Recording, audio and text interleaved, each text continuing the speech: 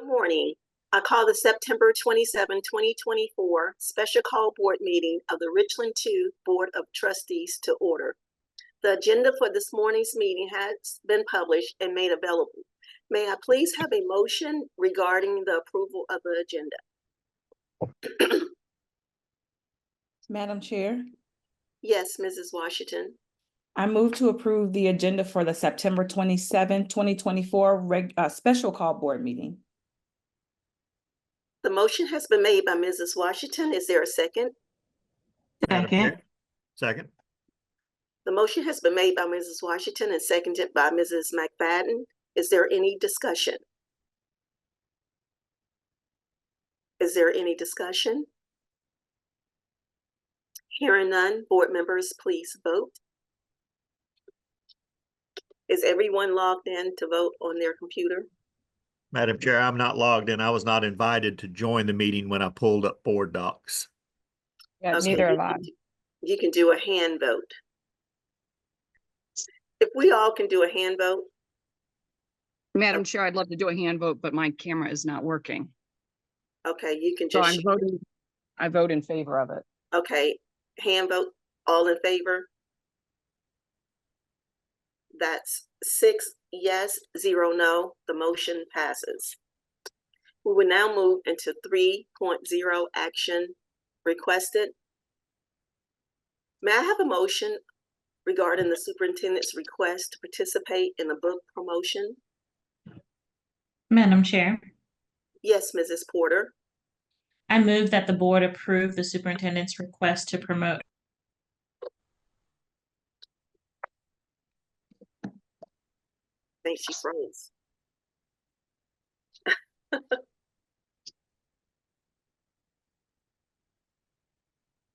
Ms. Porter, you froze. May we have that again, please? Yes, ma'am. I move that the board approve the superintendent's request to promote her recently published book, nonfiction book, while she is employed with Richland School District 2. Thank you. Is there a second? Second. The motion has been properly moved by Mrs. Porter and seconded by Mr. Trapp. Is there any discussion? Madam Chair. Yes, Mrs. Agostini. Yes, I'd like to know what the expectations are of Dr. Moore as she, from her promoter, or what are her responsibilities in the time that it's going to be taking for her to promote her book. I'll have Dr. Moore to address that, but it's my understanding that her promotions will not take place during her regular hours of employment with Richland School District 2. So I'll also invite Dr. Moore to answer that. Dr. Moore, do you mind? Thank you, Madam Chair. Yes. You are absolutely correct in what you understand, Madam Chair. I'm not taking any time to go on a book promotional tour or anything of that nature. If I do have any outside commitments, as I've already been doing for the last year plus, I do that on my personal time, which is primarily on the weekends. And of course, if necessary, I can take a vacation day if I needed to do that. But I have not had the need to do that so far. So. Thank you so much, Dr. Moore. Are there any other questions? Yeah, I want to know, I still have a couple more. I'm just curious about, for example, if she were to go, she's going to a conference next week. Is she permitted at that time to stay an extra day while the district has paid for, the travel to go promote the book during that time period? Like, even if she takes a day off, for example, would that be something that would be considered? No, Madam Chair, I am not planning to promote my book attached to any of our district functions and responsibilities. Okay, and then my final question is, why wasn't this disclosed? I'm very proud of you, but one of the things I thought that the board had focused on was wanting somebody to, complete attention on the district. I get that you have free time and can, quite frankly, I am worried about the book promotion and how it might interfere. I'm just curious with your responsibilities as a board or as our superintendent, why this information wasn't shared with the board during the interviewing process. Madam Chair, during the interview process, I did make it aware to the board that I did run my own consulting company, leadership consulting. My book was at the public prior to my hiring in this district. And the work that I have done, of course, over this year since I've been working for the district has not been interfered with by any of my outside responsibilities. In fact, I have actually stopped adjuncting and doing some other things to ensure that I am giving my full attention to this job. Great. Thank you so much, Dr. Moore and Dr. Scott. Okay, are there any other questions? Dr. Moore? I'm sorry, not Dr. Moore, Dr. Scott? Yes, Mrs. McFadden. Can you please just review what our attorney said concerning this? Because it is in the contract, and I just want to be clear that our attorney has made some statements about this, just so that everyone is aware of what was said. Let me go back to that, because according to the attorney, Dr. Moore has every right to promote her book. As a matter of fact, the attorney stated that it was up to the board chair just to inform board members, not so much to get permission from board members, but as the chair, I like to be transparent, and I like to also involve all of my colleagues in any decisions that we make. So therefore, we brought it before the board for vote. But Dr. Moore is completely in line with what the policy states, as well as what the attorneys has said. And most definitely, I'm very proud to have a superintendent at this level who are doing great things, because not only does it promote Dr. Moore and make her look like a phenomenal leader, it speaks volumes for the hiring process that we did to hire someone of Dr. Moore's magnitude, professionalism, and ability to not only promote greatness in Richland School District 2, but to promote greatness in herself. So I'm very excited about this. Dr. Scott, I absolutely agree. I think it's such a great idea. However, I'm going to abstain from the vote because we don't need to take a vote on it. The policy clearly says that you have the ability to do this. So we don't really need a board vote. I'm 100% in support of this. I agree with it. I like that. The contract does say that she's not supposed to get employment during the tenure here. So we don't need to, in my opinion, take a vote on this. So I will be abstaining it, but I'm 100% proud of Dr. Moore and all that she's doing. Right, and I understand you not wanting to take a vote, but per the attorney of Dr. Moore, as well as our attorney, it was advised that we go ahead and take a vote due to some concerns that some board members had. So with that, I will call for the vote. And because some of you are not able to vote via the computer, we would take a hand vote. Mrs. Agostini, if you don't mind, when I take the vote, whichever direction you're in, if you would speak your answer for us, please. And I will go with all in favor. Please raise your right hand. Aye. Okay, that's 5 yes. All opposed? That's 0 no. Any abstentions? So that's 5 yes, 0 no, 1 abstention. The motion passes. Madam Chair, Yes. I wanted to make sure you got my vote. Yes, I did, Mrs. Agostini. Okay, thank you. Yes. Well, I'm not sure. Could we do a roll call of who's here, because there's 7 people and there are only 6 Mrs. people. Agostini, the only person who's not on this call is Mrs. Nash, who has a medical appointment this morning. All other board members are present. Okay, so did somebody not, because there are only 5 votes from what I heard. I will repeat that. 5 yes, 0 no, 1 abstention. Oh, Which okay, I'm sorry, I is didn't hear. yes. Thank you. I didn't hear the abstention. We will now move to item 4.2, discussion B policies. Policy BID, board compensation. Policy BEDB, board agenda. And policy BDE, BE, board committees. At this time, we will start a discussion. I know many of you had some questions about board policies. So we'll start with policy BID, board compensation, and the floor is now open for any questions, discussions, or revisions to that policy. Madam Chair. And 1 second, Mrs. Agostini, I forgot to mention something. Mrs. Tanidra Washington did send those policies to you guys. So if you need a second to go back and just quickly review, if you have not had the opportunity to do that, this is a great time to look at that. Mrs. Washington, is there any way you could pull that policy up? Dr. Franklin or Mrs. Washington? Can you pull that policy up on the screen? Policy BID. Give me a second, please. Okay, thank you.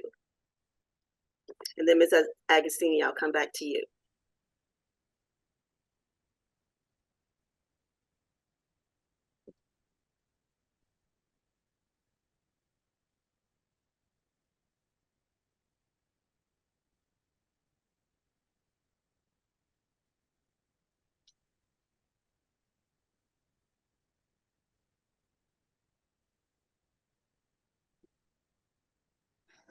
Oh, I realize, let me go back.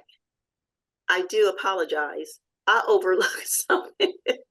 I do apologize. Before we go to the policies, please forgive me. I have these glasses on and they're still not working. I overlooked policy 4.1, discussion, FOIA and email communications. So before we actually move to the B policies, let's go back to item 4.1. 4.1 discussion of FOIA and email communications. Dr. Moore, I will pass this over to you, and thank you. I do apologize for that. Thank you, Dr. Elkin-Scott. That is okay. It's a windy day and other things are happening. So this morning, board members, we are going to have a presentation by our Senior Chief of Communications around understanding FOIA and the multi-platforms of communication.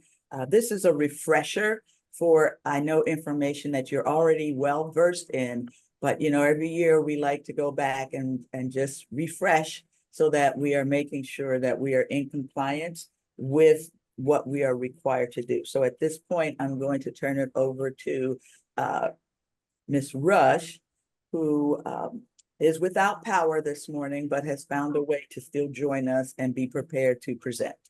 So at this time, Ms. Rush.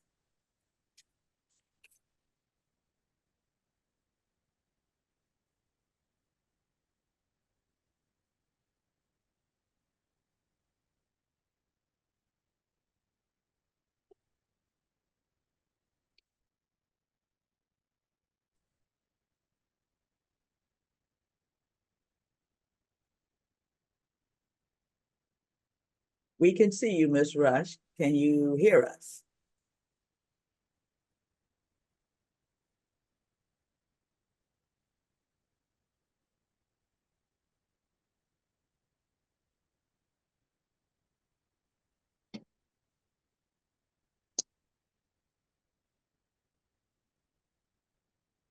Maybe that's why I went ahead to the B policies. And if we need to, we could move to the B policies and then come back to allow Mrs. Rush time to, if that will work, allow her time to get situated. I think that's great. a great idea, Dr. Okay. Elkin. She's been working, we've been working on this since 7 o'clock this morning, just trying to get her plugged in and connected at some form without power in their house. Okay. So we'll move on then. Thank you. And we'll come back to you, Ms. Rush. Okay, we will come back. And first, let me apologize. I am not feeling well. I had gotten a flu shot, and I think now I may have the flu or something. So please bear with me as we go through this. We're going to go back to item 4.2, B policies. Policy BID, board compensation. Policy BEDB, board agenda, and policy BDE, board committees. So if we can have someone to pull up policy BID, board compensation for us, please.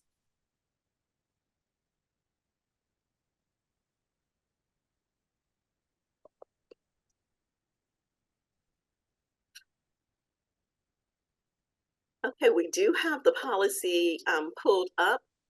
And board members at this time, and I will go back to Mrs. Agostini because I think she had a question when we initially started this. So Mrs. Agostini, do you still have a question? I do. I'm seeking clarification on policy BID, and it's the first paragraph. The second sentence, per diem and mileage will not be paid for more than 30 board meetings in any one calendar year. If I could get somebody to clarify what that means, I would appreciate it. Well, I would start, and then if someone wants to correct me, please do that. Madam Chair? Yes. I'm hoping that we have a neutral party say it, because there seems to be a conflict. So somebody not from the board, but perhaps Dr. Franklin, since she writes our, helps the board with the policies. And I do respect that, Mrs. Agostini, but as the board chair, I will give my observation first, and then if I'm incorrect, we will have the district office to do that. So thank you so much. Per diem and mileage will not be paid for more than 30 board meetings in any one calendar year. It's my understanding of this sentence, because we cannot have more than 30 meetings per calendar year, that the mileage and per diem cannot exceed that, because we're only entitled to up to 30 board meetings. Dr. Franklin, if you don't mind, clarify. Dr. Franklin, if you, okay, you muted Mrs. Rush. Thank you so much for that. And if you can address that for me, Dr. Franklin.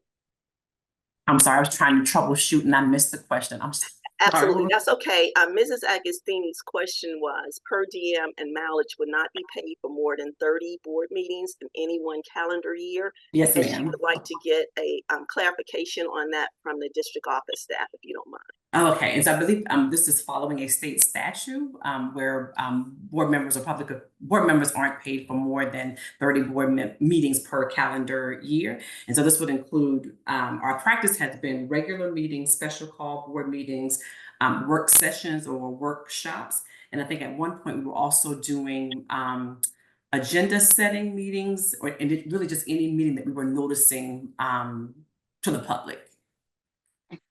Okay, well, Madam Chair. Ms. Agostini, second, please. Are there any other board members have questions before I move back to Mrs. Agostini? Respectfully, I have a follow-up question to the first question that I asked. Mrs. Agostini, respectfully, according to Robert's Rules of Order, once you ask your question, I open that up to other board members. If they don't have any, then I come back to you respectfully. That isn't correct. Once again, board members, is there anyone that have a question? Any other board members? Hearing none, I will move back to Mrs. Agostini. All right, so my question is, the definition of a board meeting. And I'd like to know when it changed and how it changed to what Dr. Franklin just said as committee meetings, or I think she made reference to agenda setting meetings, but also committee meetings, because that was something new or relatively new to my knowledge. When did that change and how did it change?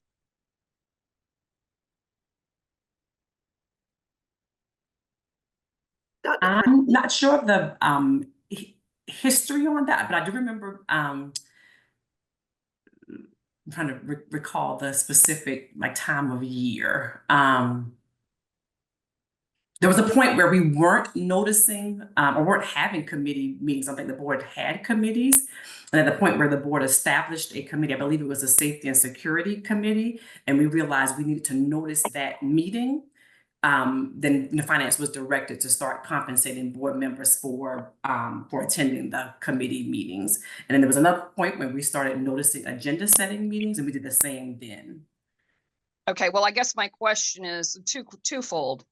When did that happen and who directed it? And three, and why wasn't the whole board informed of this decision or a discussion on it? And that I can't answer. I'm sorry. We'll I turn that can't over answer to- that. Right, to Dr. Moore. Madam Chair, the documentation that I provided to the board at a previous board meeting shows that in 2023, of January of 2023, board members were compensated for committees. The two committees at that time were the IG committee as well as the Safety and Security Committee. The reason that board members may not have been aware of that they were receiving pay is because that year you exceeded your 30 meetings due to the search for the superintendent. And so if board members will go back and look at that documentation we provided, as well as your pay stubs, I think for those that were on those two committees, you may or may not see compensation because later on you had exceeded the 30 minutes. So you wouldn't have received any additional 30 meetings, sorry, you would not have received. As far as when the board was notified of that, that was prior to my arrival, although I am aware that the former senior chief of finance and operations, Dr. Miley, did put something in the board brief, and I want to say that was in the spring of 2024 or 2023. That information was also included in the board brief, as well as in the information that we provided, clearly outlining what board members were beginning to be paid. As far as the agenda meetings were not noticed until this late spring. And we went and followed the same guidelines that we followed that were already in place for committees, because it was a publicly noticed meeting. And if I remember correctly, if I recall, the conversation that the chair and I had at that time is, how do we define a meeting? And the policy was not very clear. So it was based on notification of the public, and public being able to attend the meetings is the definition that the district went with. You said the chair at that time. Yes, that would have been Mr. Trapp, and I had that conversation. And that is why the chair brought it to the board's attention for a discussion, but the board was unable to resolve that at a time. So we've had multiple meetings on this. The board has had multiple meetings on this topic, and it was decided to move it to the workshop in order to have a more in-depth conversation around what is the definition of a meeting, and then how should policy be modified or adjusted to reflect that, which would then give the district the guidance in which to ensure that we are in compliance with board policy. I've got a follow-up question. Mrs. Agostini, would you please wait until you're called by the board chair? I have the floor. You do not have the floor, Mrs. Agostini. She's addressed your question, and now I'm going to move forward and return back to you. Mr. Trapp. Yes, Madam Chair. Yes, Mr. Trapp, is there anything you would like to add to what Dr. Moore said? Because she stated that the information that she had a conversation with you as the prior board chair, that you may just be able to share just to enlighten us before we go back to the next question, please. I'd be happy to answer a specific question. I mean, I agree with what the superintendent said. We had the conversation just trying to figure out what exactly was the intention of the policy. And I don't know that I have anything to add to what she said. Okay, thank you, Mr. Trapp. Mrs. Agostini? I've got tremendous. Wait, Mrs. Agostini. Mrs. McFadden? Yes, ma'am. So with the committees and the meetings and the 30 that we had to have, we as board members have no control over finance. We do not cut checks. We do not write checks. We don't have the ability to do that. We don't even have the ability to go in and tell the finance department, cut me a check for this, not even for our travel. So we have no control over that. So I would like to say that since we don't have control over that, everything is given to us by the finance department. When they interpreted the policy, their interpretation was that committee meetings and other ones, anyone that were to be noticed would be paid for. So I had committee meetings. I had one every month for my legislative committee. I was paid for those. I was told before it started, Ms. McFadden, you do have a committee, so you will be paid for those committee meetings. I was aware of that. I was told in a small group meeting. I did not know that other board members did not know that. And like Dr. Moore said, they may not have known because of the 30 meetings that were exceeded the year before.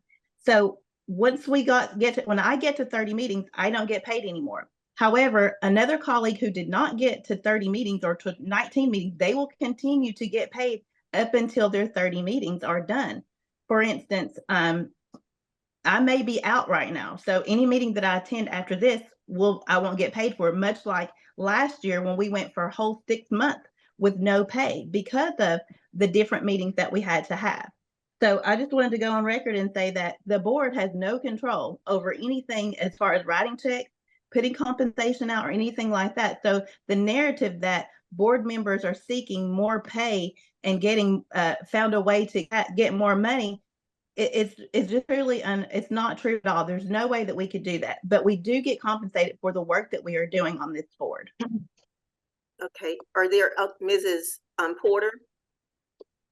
I'd just like to add that in that year, all of us had over the amount of 30 meetings. Therefore, the amount that was paid would have been paid anyway. So I don't think there's any harm done from that year. It's been rectified because we've had the required amount of meetings for payment. Therefore, the only issue should be now is if anything needs to be done to the current policy that we're currently reviewing. And for the sake of time and efficiency, I think we should remain focused on the current policy. If there's something that needs to be clarified, make those suggestions today. However, last year and the year before are gone, and we have done the required 30 minutes for the payment. Are there any other questions before I move back to Mrs. Agostini? And Ms. Porter, thank you for that comment, because that was going to be my comment. What's been done is done, and how do we rectify this and move forward? Mrs. Agostini. Okay, a couple of comments first. Dr. Miley retired in June of 2023. I was board chair at that time. He never spoke to me, nor did anybody in administration speak to me as board chair, telling me that committees were going to be paid. And then my second question, that's a statement. Who told Mrs. McFadden? I respect what my colleagues, both Mrs. Porter and Mrs. McFadden, have said, but I'm curious, who told Mrs. McFadden in a small group that she would be compensated, because that information was not relayed to the entire board? And as people want to move forward, there are things that we need to look at that happened in the past when board members are individually having conversations with the superintendent or specifically administration, and then it appears that a board member is directing administration to do something when it has to be the decision of the board. Ms. Agostini, I appreciate your questions, but I think you put in a lot of accusations, and you need to make sure that you know what you're talking about when you're accusing people of doing something that you have no authority to do. So I'm asking, do you have proof of what you just stated about board members directing the superintendent to do something? Where's your proof?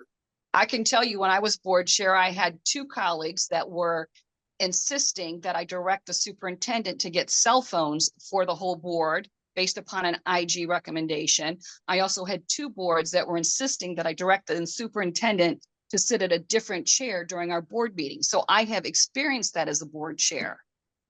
Thank you. And seem as though you would have addressed that at that time. And I guess my question would be, I mean, we're about the business of moving forward. We're about the business of doing what's right for Richland School District 2. And Mrs. Agostini, I'm just going to be completely honest. I don't know what your motive is. I don't know what your purpose is, but it seems like everything that you're sharing is something that's old news, something that's derogatory, and something that's pointing fingers at your colleagues that you could have had a conversation with. And it's really, I'm getting annoying, not only to colleagues, but to the public. And so again, we're going to go ahead and have someone address your question, and then we're going to move forward with the business of Richland School District 2, because that's what the taxpayers voted us in to do. not to sit and nag and annoy one another, but to do the business and then do it in a respectful manner. So Dr. Moore, if you have an answer to that, or Mr. Trapp, since you were the former board chair, if you don't mind addressing that, so we can get back to the business of what the community wants. They don't want long meetings like we've had before. They don't want infighting of board members like we've had before. They want what we've recently demonstrated to them, and that is professionalism. That is the ability to get along, to agree to disagree, and to do the business of Richland School District 2. Thank you. Madam Chair, the district, we were not directed, I was not directed to pay any board member any compensation. This topic came up because of questions that were asked as we concluded the previous year of 23-24, moving into 24-25. I received an email asking about compensation for the new board chair. But because the board had exceeded those, the number of meetings, no board members received any compensation for the second half of that year of 2024. So when it was time for the new year to begin for pay, when I did my one-on-ones with board members, especially the board members, in particular, the board members who were on committees, I wanted them to be aware that they would run out of meetings, the number of meetings for pay, sooner than other people because they were serving on committees. The reason for that, as I stated earlier, is because people had already been compensated, board members had been compensated for their committees in the 23-24 school year. So I wanted to make sure everybody was aware of that. When it was brought to our attention by a board member that we needed to publicly notice agenda meetings, which had not been done in the past, that's when the chair, Mr. Trapp, and I had a conversation. Mr. Trapp tried to bring this topic to the board's attention to have a conversation around defining a meeting. What is a meeting? And based upon that definition, the district will then compensate board members as they are entitled to for a meeting. However, this issue has been put on the agenda, taken off the agenda, and for a couple of times now. And so we are at this point now, and what the district would like is for clear guidance from the board as to what is a meeting. And once we have that definition of a meeting, we can update the policy to reflect that, and then we will compensate in accordance with that definition in alignment with the policy. Thank you, Dr. Moore. Mrs. Madam Chair? Washington? No. 1 second, Mr. Yes. Trapp. I'll come back to you Yes, after thank Mrs. you. Washington. Thank you, Madam Chair. I wanted to just suggest for the policy, there's policy, and I don't know if we're talking about that same policy, policy BE, board meetings, which gives us just some definitions of the types of board meetings that we have. And I guess my only suggestion would be that we go by this policy to utilize that to determine what we're paid for. But I'll go with whatever the will of the board is. Okay, thank you. Mr. Trapp? Yeah, if I could, I wanted to share some research I did with the group, and I'll tell you why I did the research. I'm of the opinion, before I was on the board as a member of the public, I was under the impression that board members were paid a certain amount of money per year. And I don't know where I got that impression from, but I guess over the years I would research what public officials got paid. If you go back and look at the, if you go to the ethics site, South Carolina Ethics website, and look at the public reporting, as a general rule of thumb, in fact, I don't think I found anywhere, I went back as far as 2013, and board members, regular board members, not officers, but well, not the chairman, I should say, every person that has been on the board that I looked up, like I said, 10 years ago, made $9,600 a year. And and the chairman, a couple of times I found that the chairman reported 10,600, so $1,000 more if you were chairman. And the reason I bring that up is whenever we've had so many meetings that because we've exceeded the 25 meetings that I think that this is based on. And I went back and looked at board meetings where the policy has been changed. And it would appear in 2019, if I remember right, I'm going entirely on my memory now, I can't find my notes. In 2019, I think it was shifted from per year to a per meeting setup. And then I believe in 2022, perhaps, I remember being at the meeting where this took place. It was recalculated. I think Ms. Agostini at that meeting asked for some clarity from the superintendent on what they were being paid or what the board was being paid. And that's when the figures were put in the policy to pay a specific amount per meeting.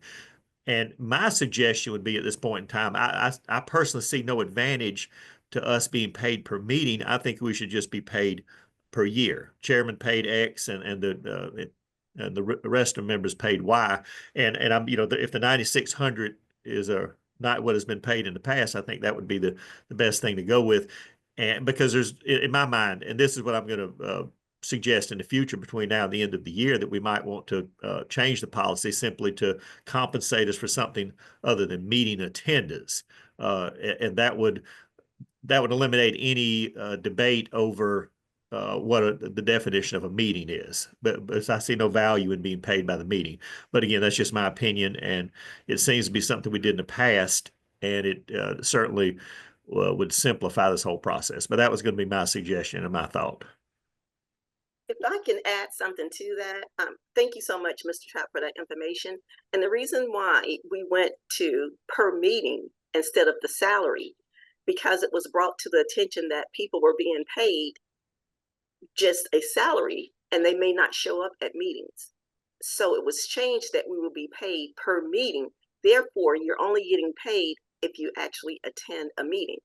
And what constituted a meeting during that time was workshops, regular board meetings, and special call board meetings.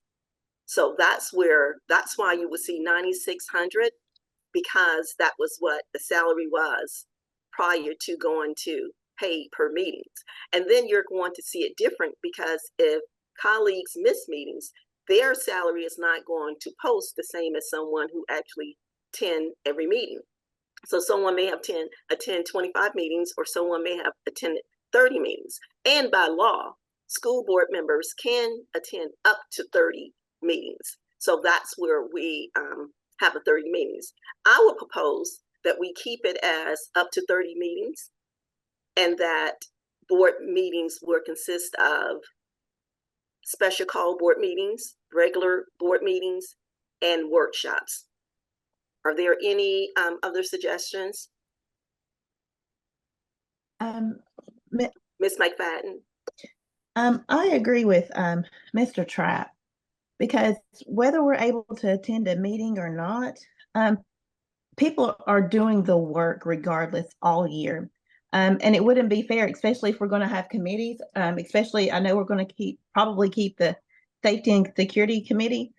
Those people will be going and working and joining committees and doing extra work, and they won't be compensated for it. They'll only be able to be paid for those. People are really doing the work of the board and really working hard. $9,000 isn't a lot. I mean, but just to make it even, we used to get paid the same way that teachers did. The 1st and the 15th, it was consistent. Now we have to have our executive assistant and our chief of staff or the finance department count how many meetings a person has been to, count how many they didn't attend, make sure they're checking to see, oh, did this person come in late, those kind of things. I just agree with Mr. Trapp. I believe that people get on this board to do the work, and that's how it was when I started. They're here to do the work. They're going to do the work. We know that people do the work. They may not do as much as others or that kind of thing, but their time may not allow for that. So I think across the board, it should be like what Mr. Trapp said, 9,600 or however much that is, paid the 1st and the 15th, just like teachers. That way our staff isn't having to run around and cut an extra check for this person and an extra check for that person. or not one for this one. And that's just my personal opinion. I think that would help the finance department a lot. And I think it would be more consistent for the board. Mrs. McFadden, if you can recall, we used to get paid on the 1st and 15th. Now we only get paid one. So I know you just mentioned that cutting a check for the 1st and the 15th. So are you including that? Because that's not how we were getting paid. Well, I mean, we were paid at the same time that the teachers were paid. Everybody got paid at the same time, the 1st and the 15th, or the I guess it was the 15th and 30th or what have you. Everyone was paid the same time, the same amount, that kind of thing. So I just feel like it would be a lot easier instead of having to count. Like, for instance, Angela's not here. Finance is going to have to go in, or Miss Tenedra or Miss Washington going to have to go in and count. Well, I agree with with Mr. Trapp. So but that's not my question. My question is, we're only getting paid one time. So are you suggesting that we go back to getting paid twice a month? That's the question. I mean, to me, it doesn't matter. I think it would be better. It would but be I need better a to get yes paid or no, twice a Ms. month. McFadden, so we'll know how to move, because that was your question. So it's just a yes or no. Are you suggesting that we go back to being paid twice a month so colleagues will know that when we're getting ready to make this decision, we have a board member who's suggesting that we go back to that? Yes, ma'am. Yes, ma'am. Okay, that's what I needed to know. Thank you. Yes, ma'am. I think no problem.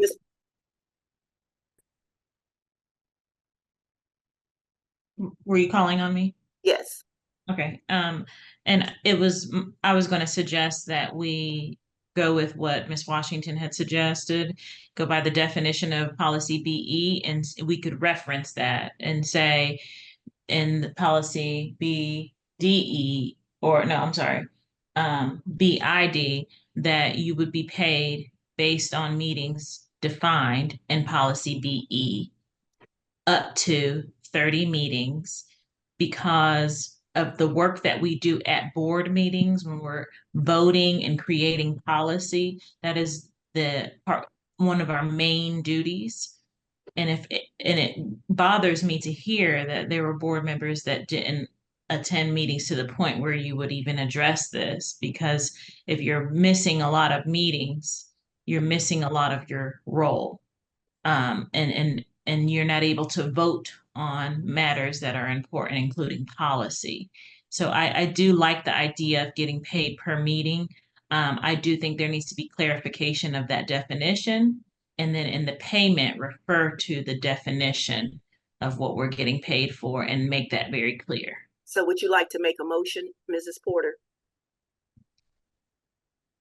Sure. I move that policy BID be changed to reference policy BE as the definition of a board meeting for payment. Second. Okay, the motion has been properly moved by Mrs. Porter and seconded by Mrs. Agostini. Is there any discussion?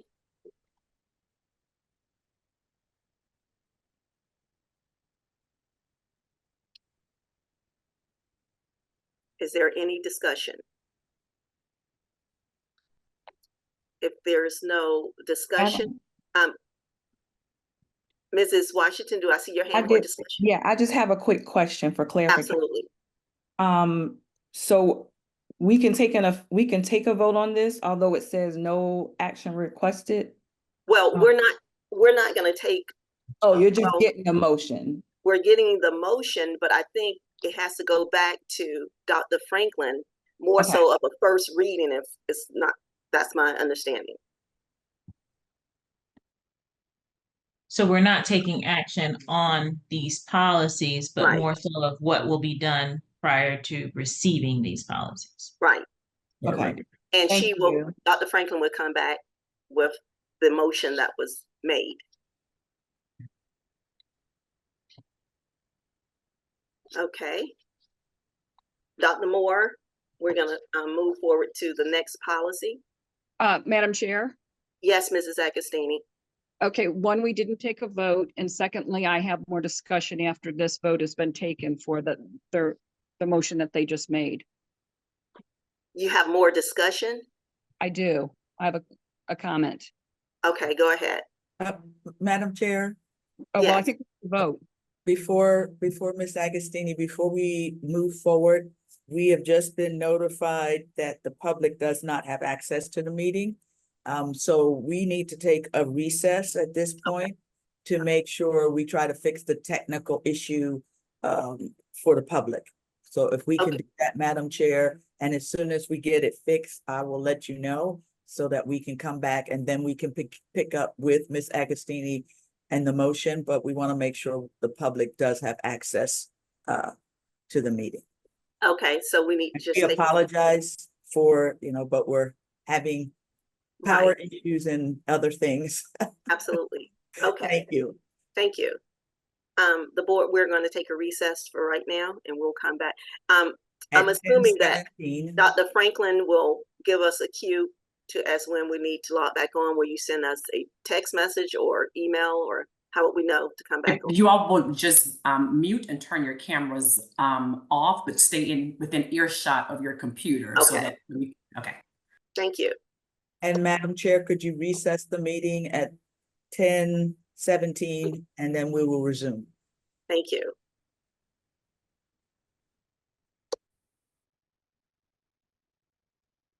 I would like to recess the special call board meeting at 10:17. Please.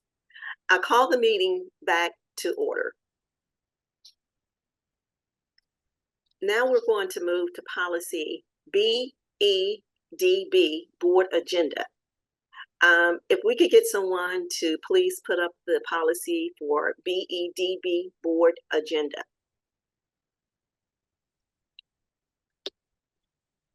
And once that policy is up, I will call for discussion.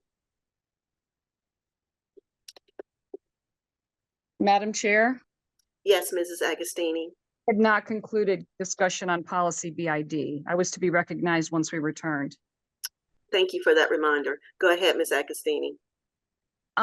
First of all, for housekeeping purposes and in following Robert's Rules of Orders, I think there was a motion on the floor from Mrs. Porter that should be voted on. And then I have a comment after that vote takes place. Mrs. Porter is going to rescind that motion because we didn't need a motion for that. So Ms. Porter, if you could go ahead and do that, please. I rescind my motion. Okay, thank you. And then my comment, while I agree with many colleagues saying that being paid once a month, might be more efficient. We were sent, and this was by from administration, I believe Dr. Moore, but it's called Act 262 of 1981, where it specifically states that school boards should be paid per diem. And it specifically notices Richland 1 and Richland 2, that attending school board meetings, board members are to be paid per diem, so not, monthly. Thank you. Thank you. We would now move to policy BEDB, board agenda. If we could get that put up for us, please, board agenda.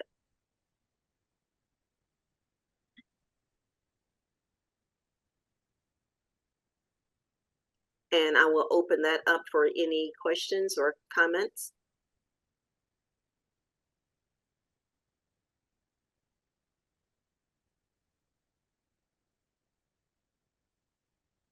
Are there any questions or comments about BEDB, board agenda?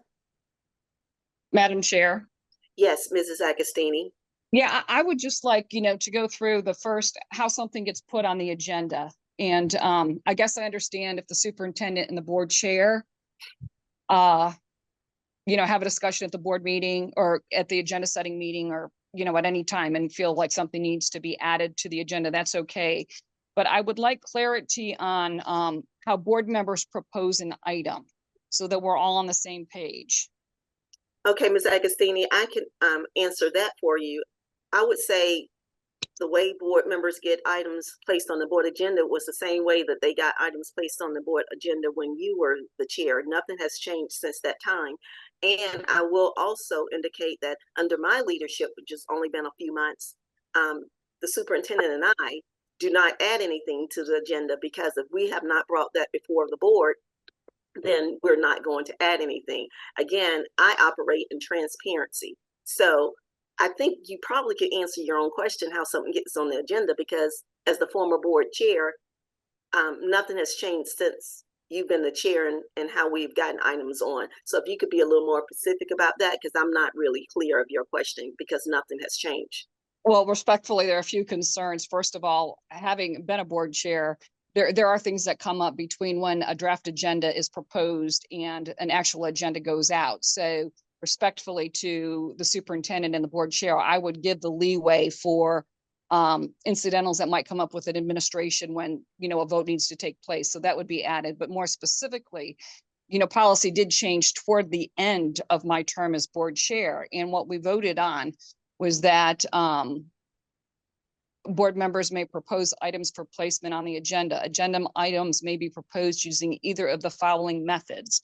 And there seems to have been a question or concerns in the interpretation of what that means. So I'm looking for clarification. My understanding when this policy was passed is if, for example, a board member at a meeting said, I want a human resources update added to the agenda, we would then have a motion made at that meeting to have it added. It wasn't somebody saying, oh yeah, that sounds good, and it's put on the agenda. And the same thing with by written request. If 3 board members send in a request within the time period of a year, it would be added. But my concern is when it's brought up and a couple people say, oh, it sounds like a good idea, let's add it to the agenda. And I'm not saying that it has happened during your leadership, but we've experienced it before. And there were concerns even when we passed this policy when I was board chair that somebody had asked for something to be put on the agenda. And then board members were troubled when we had to take a vote. I'm just looking for an explanation.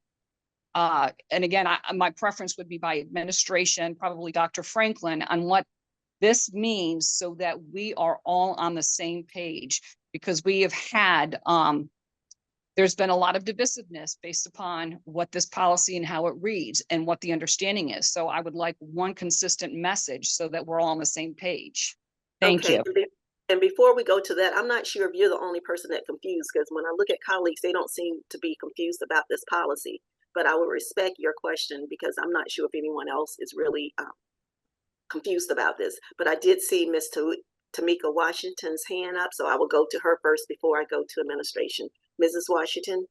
Thank you, Madam Chair. I think that most of us now have a very clear understanding, because I don't recall any issues coming up maybe within the last 6 months. It seems like everybody is very comfortable with making their motions at the board meeting, or if there needs to be something added, it may take place during the agenda setting meeting when the superintendent and the chair. I've experienced that.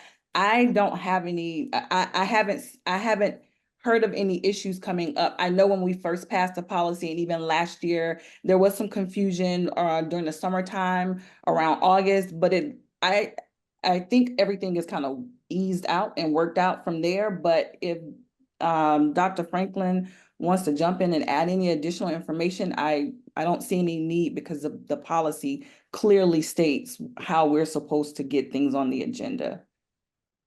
Thank you, Mrs. Washington. But before we go to Dr. Franklin, are there any other board members that have any comments before I move to Dr. Franklin?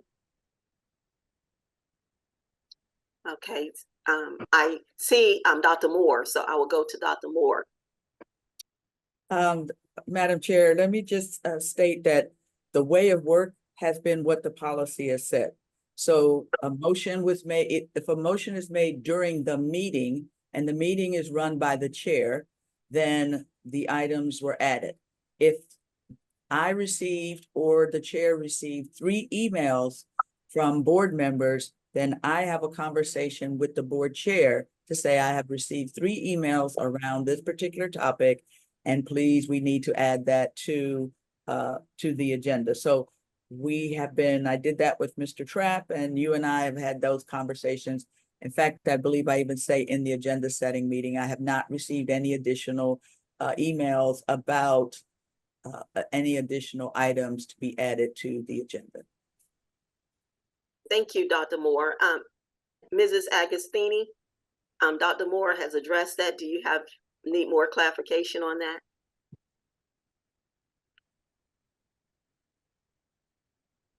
Sorry, I'm having a problem with my phone and doing the mute unmute. No, that was exactly the clarification that I was hoping that we would receive. So thank you.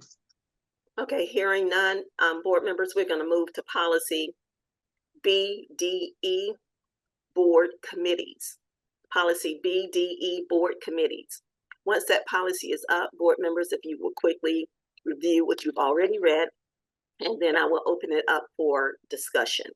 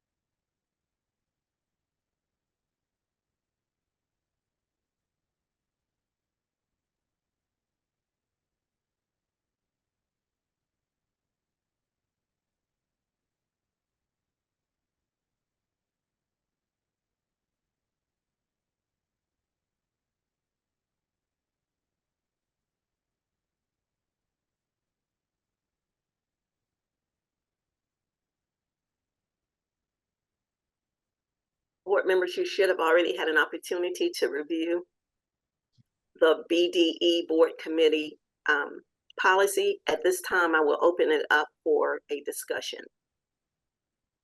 Is there any discussion concerning policy BDE board committees? Madam Chair. Yes, Mrs. Porter.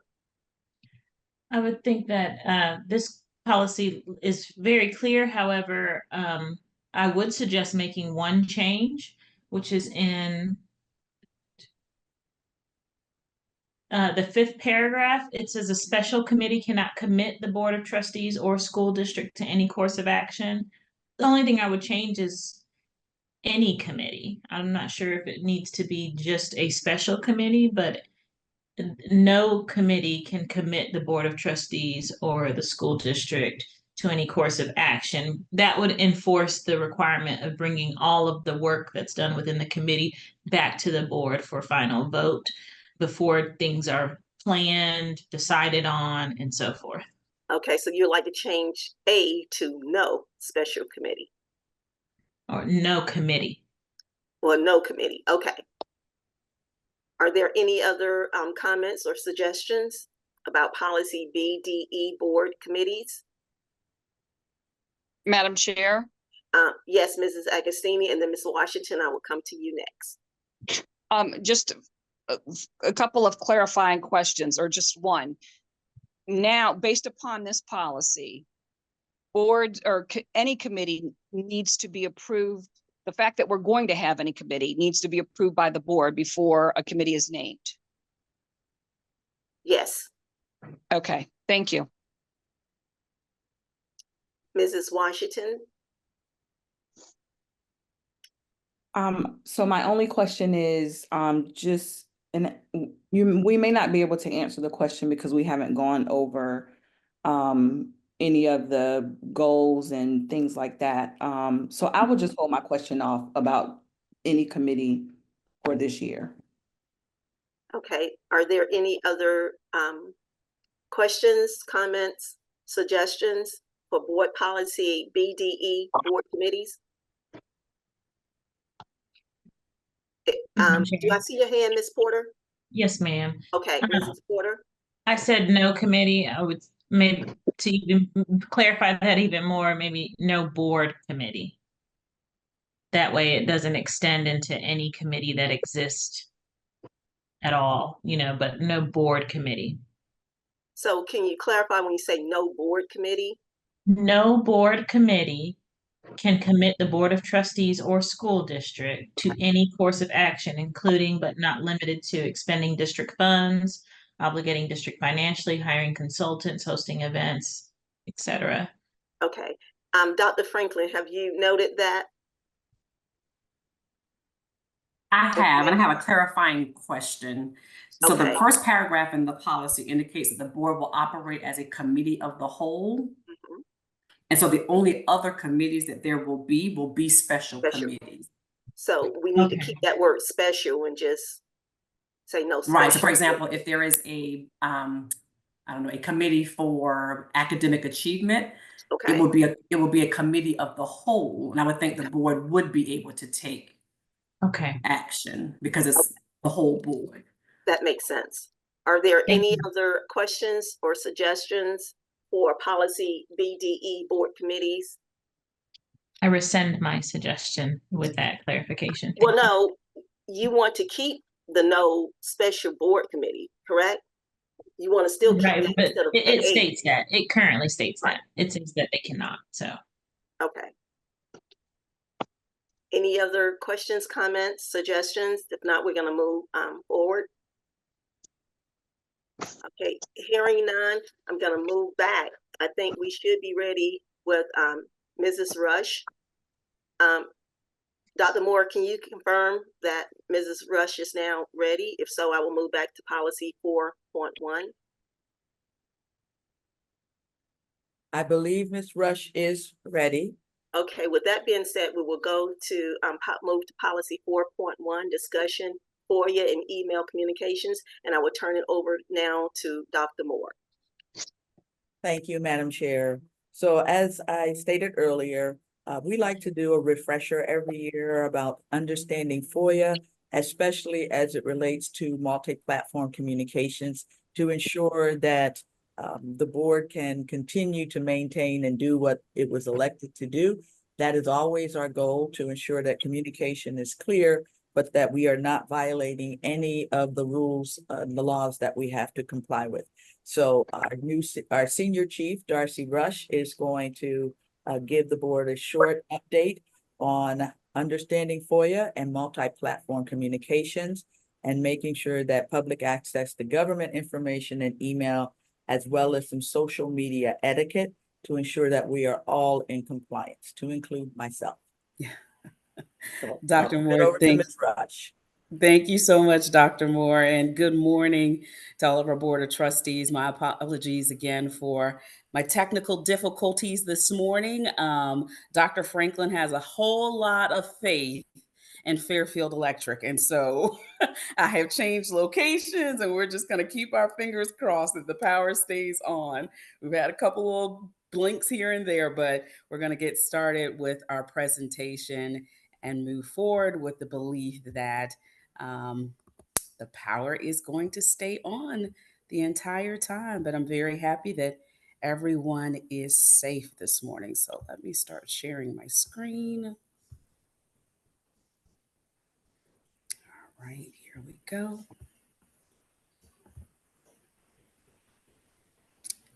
Can everyone see my screen? Yes, we can. Okay, perfect. All right, so let me take one quick glance and make sure we are all on the same page. All right, wonderful.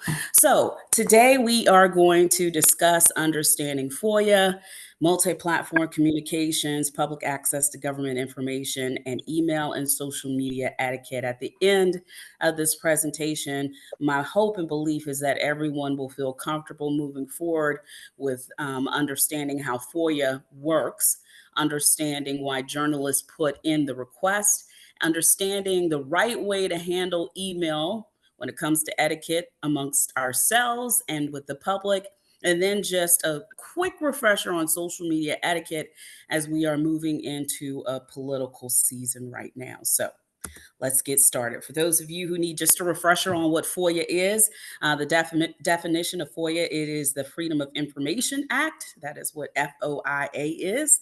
It is a federal law that provides the public with the right to request access to records from any federal agency. So it was signed into law in 1966. And the purpose of FOIA is to promote transparency and prevent secrecy in government by allowing citizens to know what the government is doing. So there's some key features when it comes to FOIA. All FOIA requests must be written.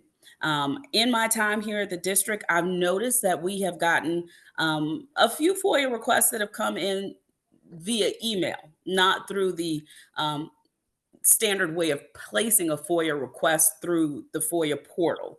And so one of my goals is to make sure that we are trying to streamline that and make sure that we have some consistency and knowing that everyone is putting forward their FOIA request in the same way. I think that that will, in the end, result in clear and concise communication, specifically with the media, but then it will also eliminate the thought that there is any preference or favoritism given to any agency over another. So if I were to use a for instance, if the state newspaper sent me an email requesting the names of the last 25 hires, and I went through HR and sent them that information. However, WLTX wanted the same information. They actually went in and placed that request in through FOIA.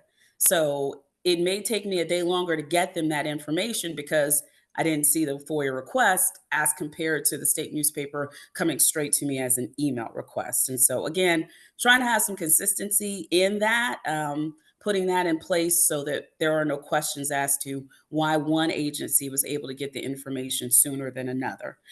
There's still always going to be the doubt that we worked faster for someone than we did for another person. But there's not a whole lot you can do about that if you're consistent in the way that you're presenting and requesting the information. Richland District 2 must respond within 10 days. So you have to respond to the request within 10 days. You don't have to necessarily respond with the requested information. If the request is for information that's more than 2 years old, you have up to 20 days. If the person or agency that is requesting the information is not satisfied with the response, they can appeal the response. One thing that's very important to know about FOIA, and I know you guys went through this with Jay Bender, and so there is no one who knows it better than he does. So I literally am just scratching the surface and repeating all of the things that I'm sure you already heard from Mr. Bender. But if the document or requested information does not already exist, FOIA does not require that we create that document. I say that because I know occasionally people come to you all specifically and ask for information. Then you go through the superintendent and the superintendent essentially just tells you what I said about the fact that they need to make the request the right way. But if the information does not already exist, we do not have to create the document or forms or information to satisfy that request. It becomes the responsibility of the requester to come back and ask for that information in a different way, in a way that we already have it, if they are that determined to get the information. Okay, so let's talk a little bit about interviewing. As I mentioned a moment ago, sometimes when reporters, journalists ask for information, they don't get exactly what they're looking for. They may come to you as a board member and ask you for that information. And so I want to introduce you to our imaginary board member. His name is Mark. Mark does not know South Carolina is a one-party consent state. That means if you answer a call from a reporter, from a journalist, they don't have to tell you that they're recording. The law requires the consent of only one participant. That means anything you say is on the record, even if you're told it's off the record. Saying something off the record is not a legally binding agreement. If you say it, then they can report it. So one party consent state, what does that mean? That means Mark is the board member who doesn't know that Darcy is the journalist who is calling and recording the interview. Since it's a one party consent state, The only party that needs to know that the interview is being recorded is Darcy. There is never anything that is off the record. So you want to know why Mark is smiling? Mark is smiling because he knows he's not required to know everything. Mark is smiling because he knows a response to a journalist that works pretty well 9 times out of 10 is, that's a great question. Let me get back to you with that information. Another response could be, I know you're likely working on a deadline, but I can't promise that I'll have the information you need in time to meet it. That's why Mark is smiling, because he knows he doesn't have to answer every question that he's asked. Let's move on to some email etiquette. I learned this from a news director years and years ago, and it still holds true. Emotions last for a moment, but emails are forever. I think we all have heard that you don't ever want to send an email when you're angry. And so with that being said, I want to go over just a couple of things that lend themselves to the professional use of email in your capacity.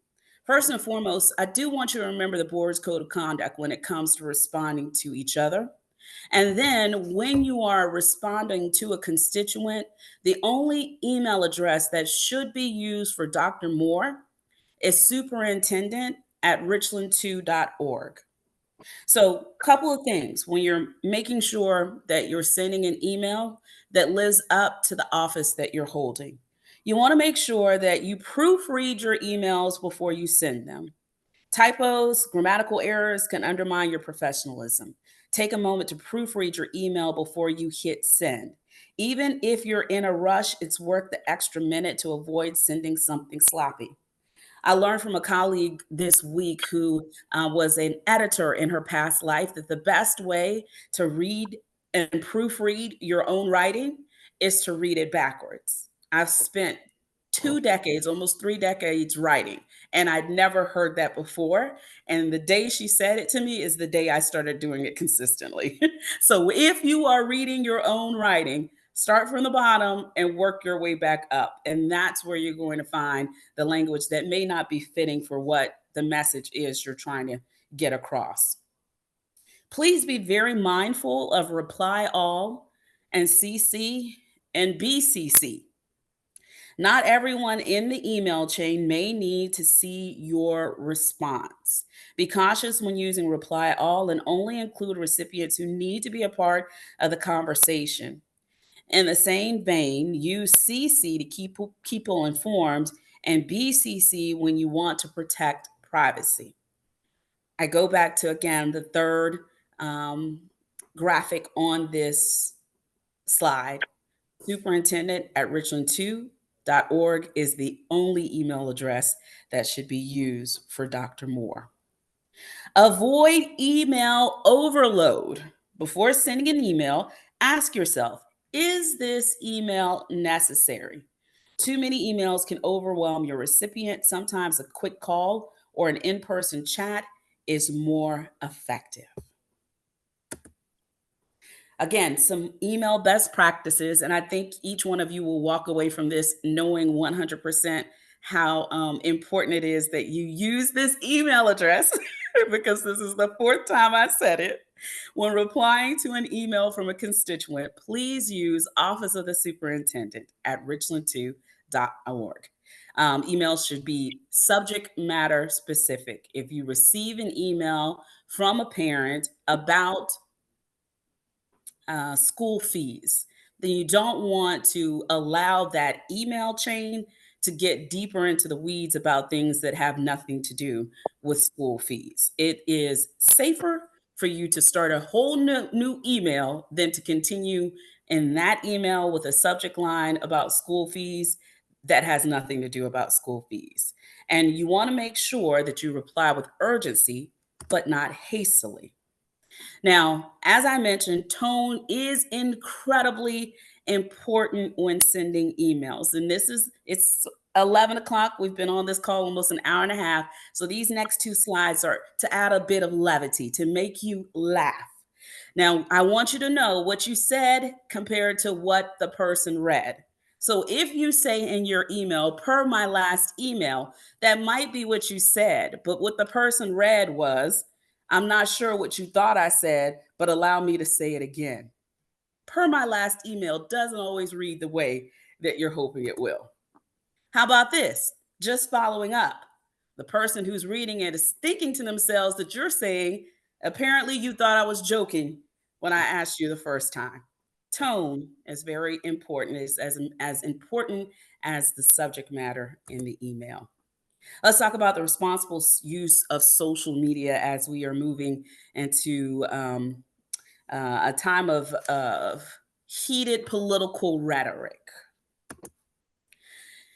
Social media 101, the rules. Engage with the community in real time. Social media can be your best friend or your worst enemy. It is important that you respond to your constituents on social media, because if that's the platform where they feel most comfortable talking with you, that's important that you keep those lines of communication open. You want to make sure on your social media that you are promoting the district's initiatives and events. You want to make sure that you understand community concerns and feedback, always using respectful and inclusive language. And you want to make sure that you never share any confidential information on social media. I'd like to stress as a senior communications officer that you have a right and a responsibility to stop the spread of misinformation. If you see it on social media and you don't feel comfortable addressing it personally on your page, I would ask you that you understand your responsibility to share this information with Dr. Moore so that she allows my team the opportunity to clear things up. There was a rumor earlier this week about an incident happening at one of our local high schools. It was unequivocally false. It was a lie. It did not happen. I felt incredibly frustrated when I realized that there were several parents who were posting and sharing this, and all they needed to do was contact the school or even contact law enforcement, and then they could have had an answer. But instead of taking those simple steps, they continued to share it. Now, we did what we needed to do on our end, and we gave the principal the language that he needed to share with his parents and community and staff in order to stop the spread of this rumor. But there, I believe, were people who may have seen this before we even saw it. And if we could have had a little bit of a heads up, we may have been able to do some things ahead of time that would not have allowed this to move as quickly as it did. At the end of the day, I believe that each of you are familiar enough with Richland District 2 policies to know that if there had ever been a weapon on campus at a school, you would have been one of the first people to know about it. It is your right and responsibility to stop the spread of misinformation. In 2023, 25% of Facebook accounts and 85% of Instagram accounts were hacked. There are more than 2,200 cyber attacks that happen every day. Why are you telling me this, Darcy? Well, I'm telling you this because it is important for you to keep your personal and your professional accounts separate. There is less of a likelihood that both of your accounts are going to get hacked. So if you have a professional Facebook account, don't link it to your personal Facebook account. If you have a professional Twitter account, it probably should not also be your personal Twitter account. It also lessens the chance that you're going to say something that you meant to say personally, professionally. When you're on social media, you want to make sure that you encourage positive dialogue and set clear boundaries for appropriate discussions. Again, we live in an age where people feel a lot more comfortable coming to elected officials via social media than they do maybe through a more private platform like an email. People are looking for an opportunity to make sure that their voice can be heard. And sometimes they think that the social media platform, if they can get enough people to give thumbs ups or hearts to it, will incite you to do something or excite you to do something or encourage you to do something. I would encourage you to avoid engaging in debates or arguments publicly on social media. It really has proven to be a lose-lose situation historically. Leverage social media responsibly to inform, engage, and support your community. Always remember your role as a public figure representing Richland District 2. One of the best things about working for Richland District 2 over the last 2 months is that I have now become aware of all the amazing things that are happening in our district every day. I knew this as a parent. I knew this in part as a journalist, but now as someone who is employed with the district, I see it over and over and over again. And part of our goal is to make sure that we are continuing to let the public know that there's far more good happening in our district than negative. And so I would encourage each of you to use your social media platforms to do the same thing. And so now I open it up to questions and comments. Okay, great presentation. I'll save my comments to the end, and I will open it up to my colleagues. Excuse me. Does anyone have any questions or comments? Any board members? Okay, I don't see any. I think, okay, I do. I see Miss McFadden now. Miss McFadden? How are the parents going to get supposed to get a hold of someone if they hear something or they see something like the event that happened at one of our high schools? What is a number that they should call? Because a lot of times when you call the high school, you can't really get a hold of someone. But is there a number or a way that parents can get a hold of someone, or what's the process for parents? Ms. McFadden, as a parent, I've never called Westwood High School and not gotten someone on the Me phone. neither. So I would encourage parents to call back. I would also encourage parents to send an email. There are a number of ways that folks can be contacted within your child's school outside of just trying to get the principal on the phone directly. Each school has a directory. You press 1 for the office, you press 2 for the nurse's office, you press 3 for the list goes on and on. And in addition to that, one of my friends was actually on the Nextdoor app. And I told her, because obviously it wouldn't have been proper or even in order for me to comment under that post, but I said, why don't you post to the person who is insistent that this happened, that she reach out to law enforcement? If this actually happened, call the sheriff's department and ask them for an incident report. There are a number of ways that you can get the information. At the end of the day, if they want to reach out to the communications department, they can do that as well. They're free to do that. But I would hope that each of us on this call would take our own personal responsibility in making sure that we're not doing anything to continue the spread of misinformation. But that's a great question. Yes, ma'am. I know a lot that was spread was from probably people who were not parents, who were just adding it on. So a resource for them. So thank you so much. You're welcome. Also, Ms. McFadden, you could, sorry, Madam Chair, you can reach out to the ombudsman at the district office if you're not able to reach someone at the school. You can call the district office. Okay, thank you. Board members, okay, Ms. Porter? And I was just going to suggest completing the Let's Talk form on the website because it goes directly to our ombudsman.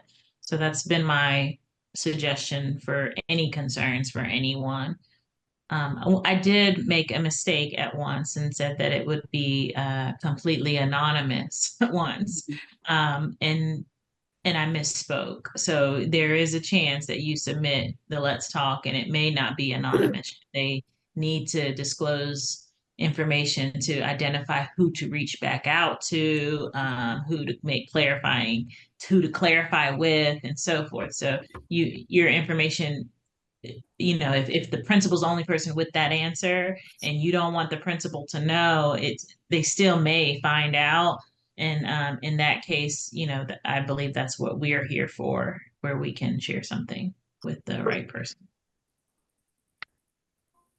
Okay, board members, any other questions or comments? If not, I'm gonna make a few. First of all, I want to apologize because I never knew that there was a superintendent at Richland2.org email that Dr. Moore was using. So I'm not sure if that was communicated to the board or not. And if it was, my apologies, because I never used that.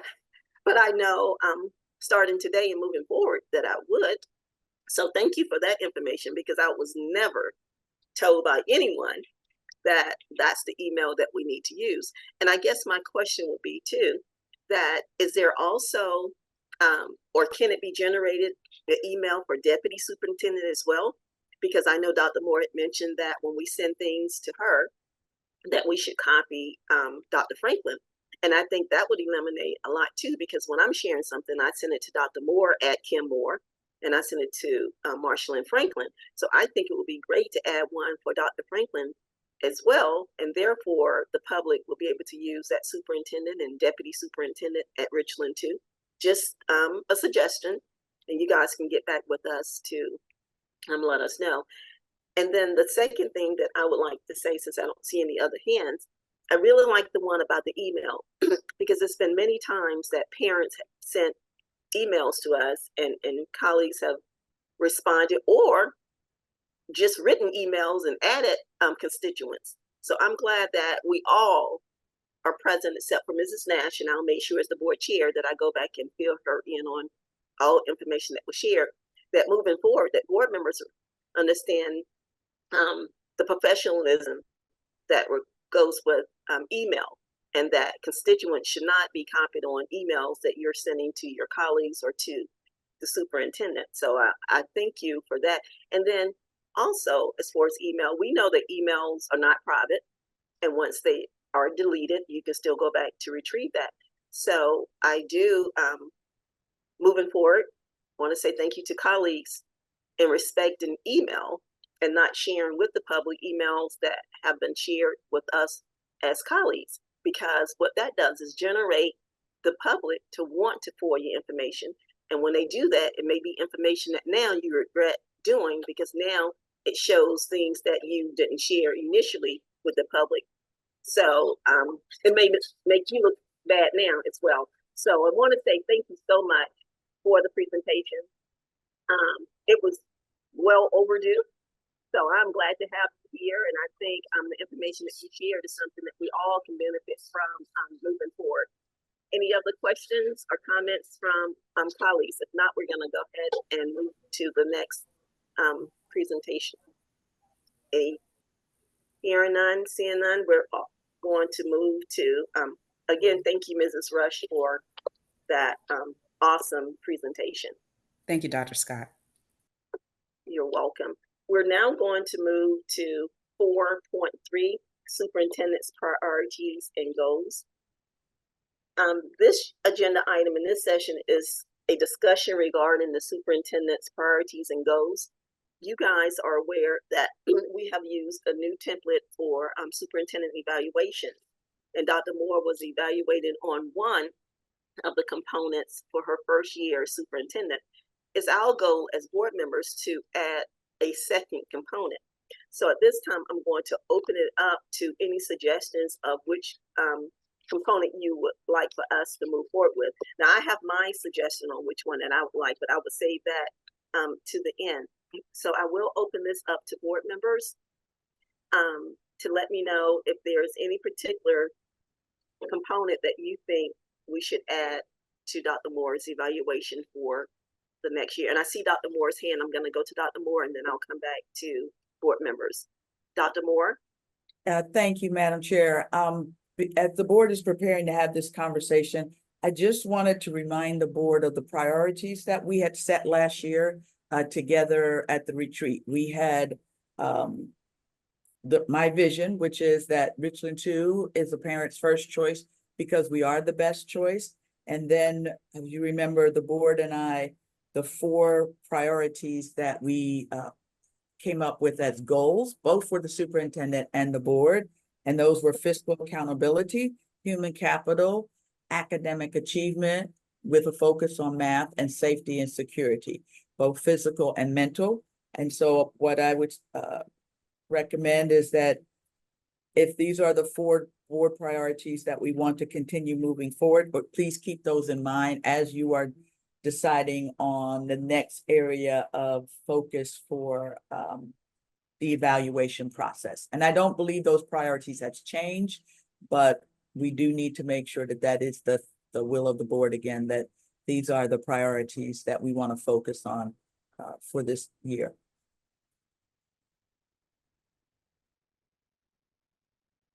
Thank you, Dr. Moore. And with that being said, I will open up the floor from board members of any suggestion that they would like to have added. Mrs. Porter, I see your hand.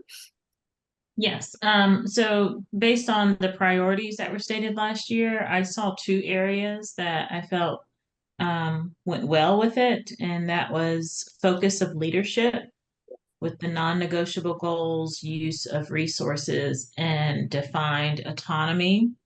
And then I also like purposeful community, the purpose and outcomes. And I just like the idea of outcomes, especially since we're talking about academics.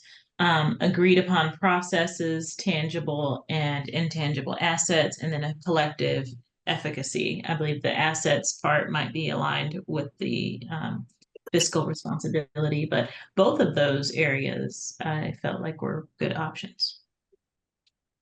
Any other suggestions from board members? Well, I would share, since I don't see anything else from board members. I know Mrs. Porter indicated two, but the only one that I had on my list was the leadership. Because when I looked at the leadership, I realized that even academics tie into that. Responsibility, the fiscal responsibility ties into that. Principal and teacher leadership ties into that. As I stated before, student academic achievement ties into that.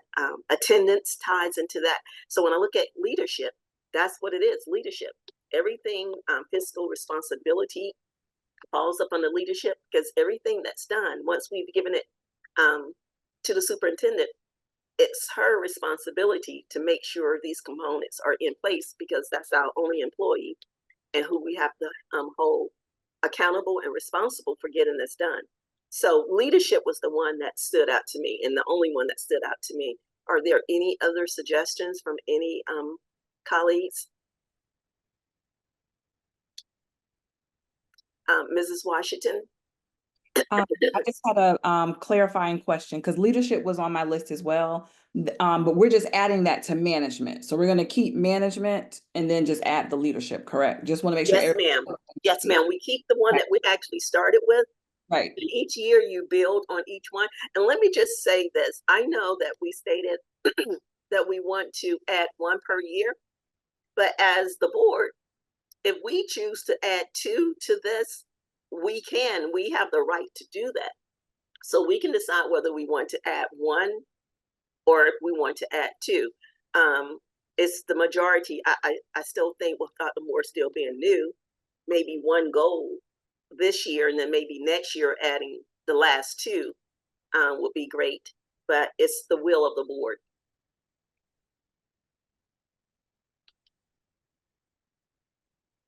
Are there any other suggestions outside of what Mrs. Porter and I suggested? This is not this is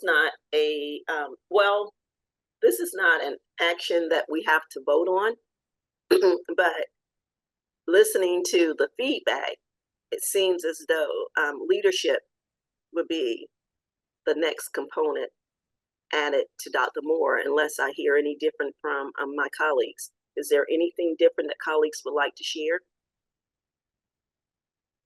Okay.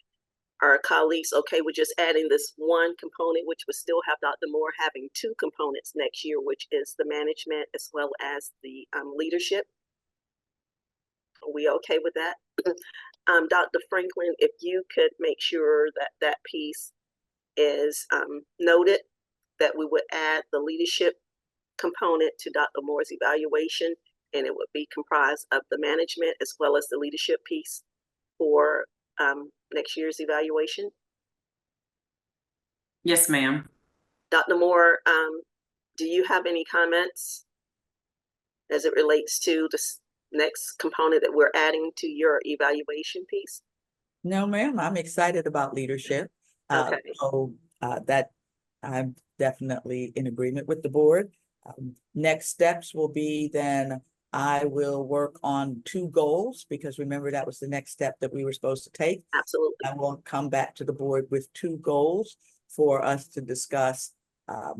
And then as a part of that discussion, the board, we will talk about artifacts and evidence by which we will agree to that should be included in the evaluation. Am I correct, Ms. Washington? Because remember, Ms. Washington was our board point of contact with McCrell. So. Yes, Yeah. and Mrs. Washington will remain the board contact with Ms. McCrell. So she would still have that role as the contact for the evaluation. Are there any questions or comments?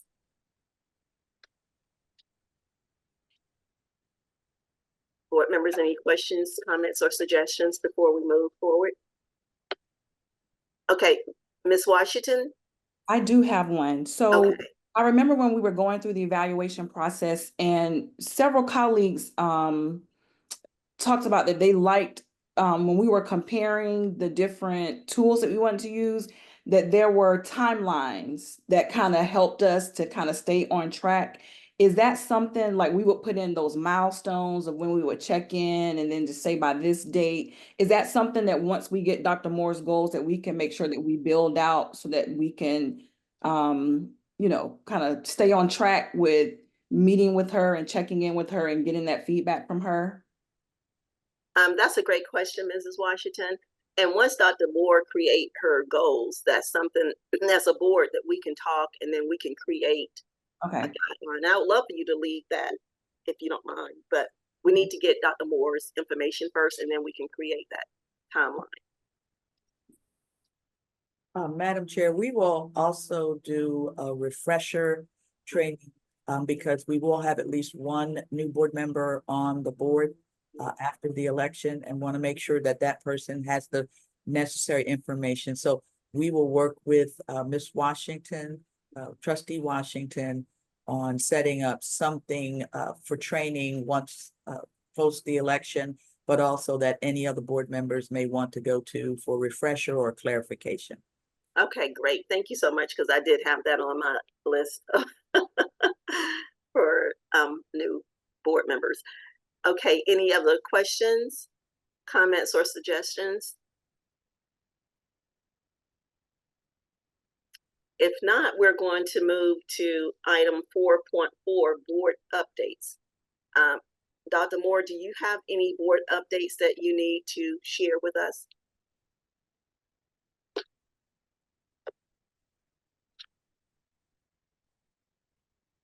Besides that, your email is superintendent@richland2.org. Well, let me explain why that is my email. And that's because I'm not in my email all day, every day. And so we want to make sure we're giving a timely response to our parents and to our community. That email is monitored. And so that's why we have that. That's really for the public's use so that they get a timely response, because I may not see an email for 24 to 48 hours, depending on what my schedule looks like. And I don't want a parent to be, waiting and just like no one is responding to me. And that's the whole purpose of the Ombudsman office, is so that they can get a response quickly.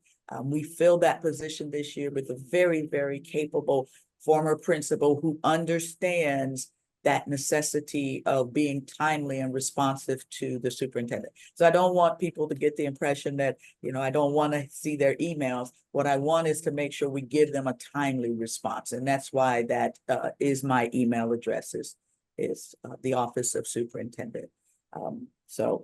I don't have any board updates that I can share at this particular point in time. Okay, and thank you. And just for clarity, board members, that superintendent email is only when we're referring emails as it relates to parents and constituents. That's not for us if we need to send something to Dr. Moore. Correct. Just want to make sure that we're clear on that. Board members, anyone have an update they would like to share? Any board updates that they would like to share?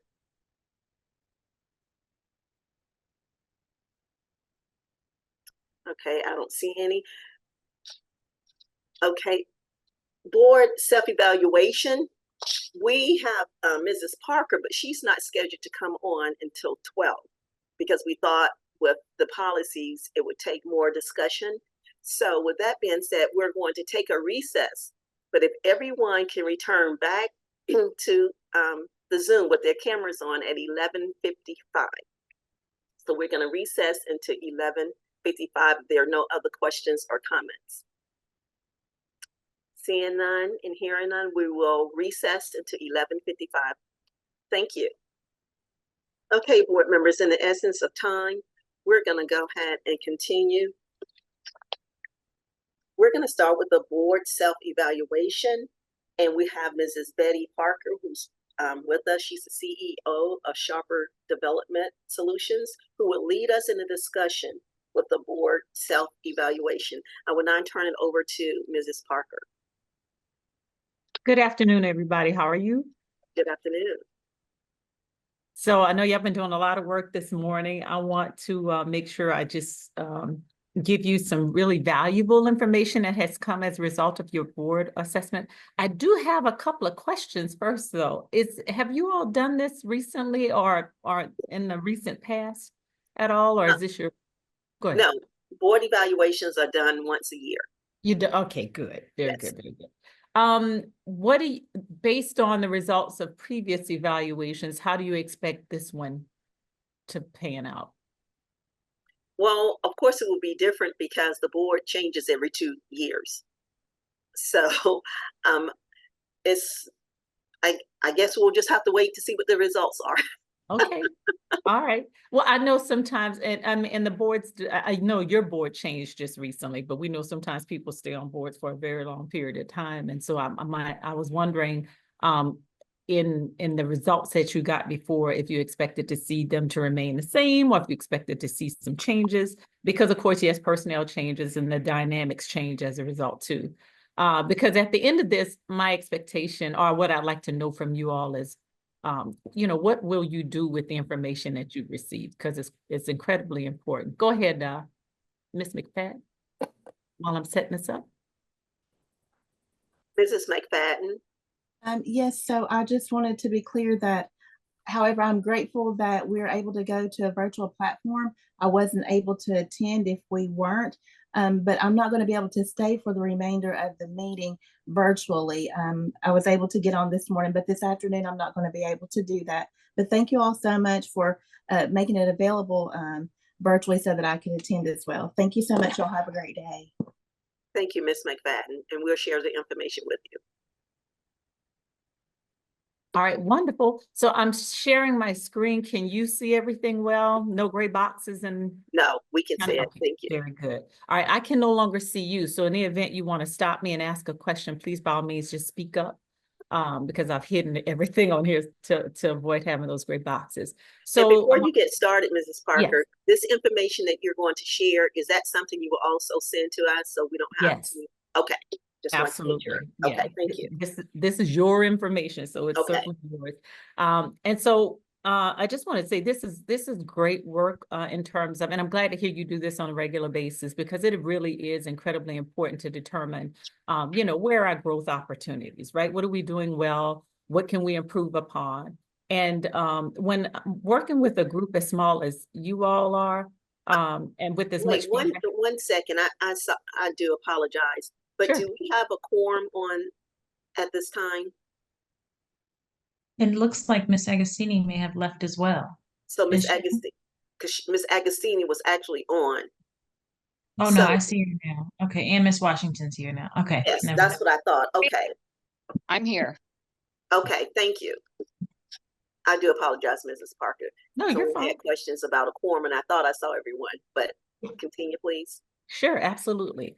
So I was just saying that because you all are a small group, it's easy to look at this information and to say, based on the positives of it, that's all fine and dandy. The other aspects where there's some areas of focus we might need to work on or to improve upon, to look at some of the data and say, okay, who said that? And so the goal behind this is to take the information for what it is in its totality as just that information, and then to roll it over and think about it and to analyze it and say, okay, based on the information we received, what should we do differently? How much more can we do to improve in the way that we interact with each other and how we serve on this board? So I just want us to keep that in mind as we go through. I appreciate the frankness and candidness that you all shared in your responses. And so I'm just going to push forward on what we all responded to. So the first section here is how you all see yourself as a board and its function, how you have performed on the board. So we're looking at the effectiveness of the board based on how you see it and how you serve in your duties and responsibilities, and even individual accountability, and even some of your accomplishments too. So on the question, I know what's expected of me as a board member, overwhelming response in the positive. Yes, you all agree that you do know what the expectations are. When looking at how the meeting agenda is planned and you being able to get through all the necessary board business, in large part, we feel that we're doing a very good job in that area. About board meetings coming prepared. So there's a strong agreement that everybody pretty much does that. When it comes to being proud of what you all have been able to accomplish, the majority feels like, yes, there's some pride in that. And then there's a large neutral response. So that raises questions, and I will pose questions throughout, but they're rhetorical. I just want you to think about them as you're taking in this information.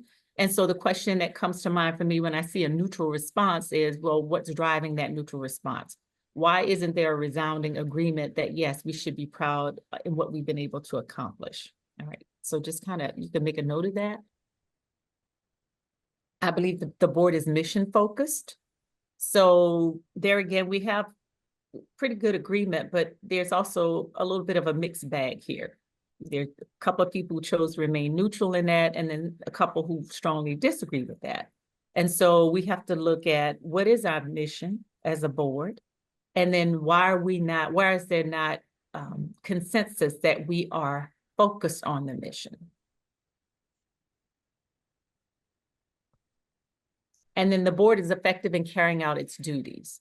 There again, a mixed bag, largely neutral. What's driving the neutral response? And so what more do we need to do in seeing our effectiveness in carrying out our duties? What duties should we be carrying out better? How much more effective we can be in that? And are we willing to hold ourselves accountable to that and each other in what those duties are? So some exploration needs to go on in that area. And then the board adheres to legal standards and ethical norms. In large part, there's an agreement there, but there's still the mixed bag in terms of, where we are in the neutral, as well as some disagreement with that statement. And then the board makes the needs of those we serve a priority. And you can see the responses there.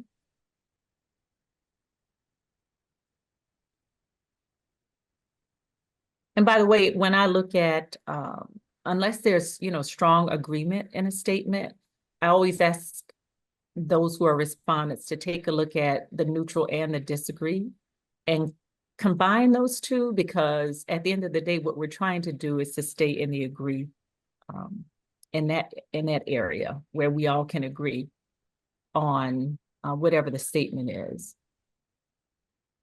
And then there's a clear understanding of where the board's role ends and the superintendent's begins. So differences of opinion in that one as well. And at the end of this, I'll make observations and recommendations. So I'm just giving you the information now, and then we'll explore these a little bit more in depth. Now we move into how you as board members see yourselves. So these questions are related to how you see your individual contributions. So in regards to prepping for meetings through reading minutes and reports and other materials in advance, everybody says, yeah, we do that. When it comes to being familiar with the bylaws and governing policies, there again, you all feel very strongly that you do that. Following through on things you say you will do. You've given yourselves high remarks there. And then supporting the board's decisions once they're made, even if you don't agree with them. Lots of agreement there. And being a good listener at the board meetings. Largely agree there. And then when we look at how you as board members see your environment, what's the culture like on the board? What are you experiencing in your service on the board? So feeling engaged in your service? Largely agree. Enjoying serving on the board? There's great agreement there, but there's a couple of people or so, at least 3 who feel like, or there's 2 actually who feel neutral. And then describing the current climate on the board, we see calm and cooperative and tolerable, but things could be better. And then it's kind of like split down the middle in a sense, but then there's this tension that also exists, a little bit of an undercurrent there. Having your ideas and your opinions valued, so definitely a mixed bag here, and certainly an area for growth.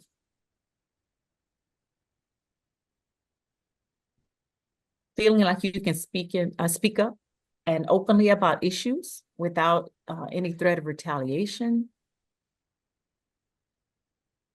Certainly room for improvement here.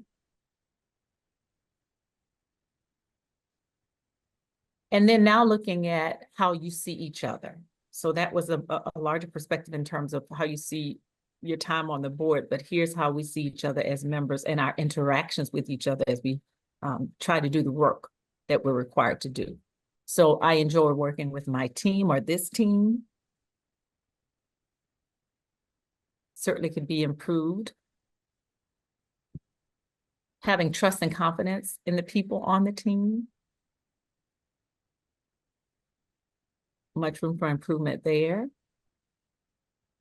A high level of trust among board members. And so the difference between the previous question and this one is the previous one asks your perspective from an internal viewpoint, so your individual perception of each other. And this one kind of is more of an objective view, like if we step back and look at the board as a whole, do we believe that there is trust amongst us as board members? And certainly some room for improvement there. There's a lot of disagreement there.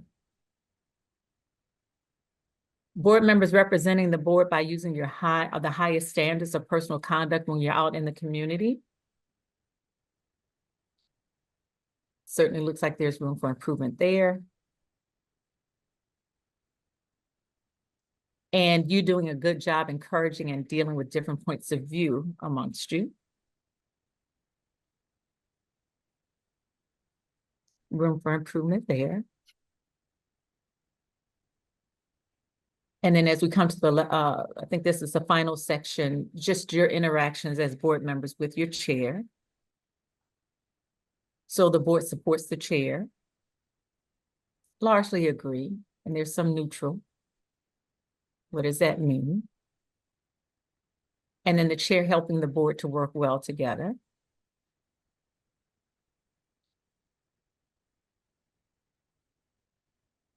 Then there is mutual trust between the board and the members. I'm sorry, the board chair and the members. We see opportunity there.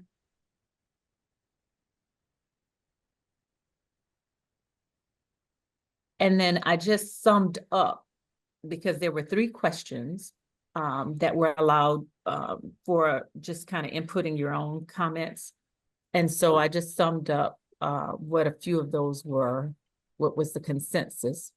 So when it comes to what you all do well together as a board, you say you plan well, you agree on the needs of your educators, you represent at events, and then you generally care about the students. Great. And then the single greatest challenge you all feel like you're facing right now is focusing on student outcomes, following the many rules and policies that are required by the state and other agencies, adhering to your own policies, outside voices of special interest groups having an impact, and then functioning with integrity. And then what would you improve in order to make your board more effective? Prioritizing for impact, supporting board decisions once they're made, focusing on your duties, and then focusing on the needs of the students, as well as showing respect for one another.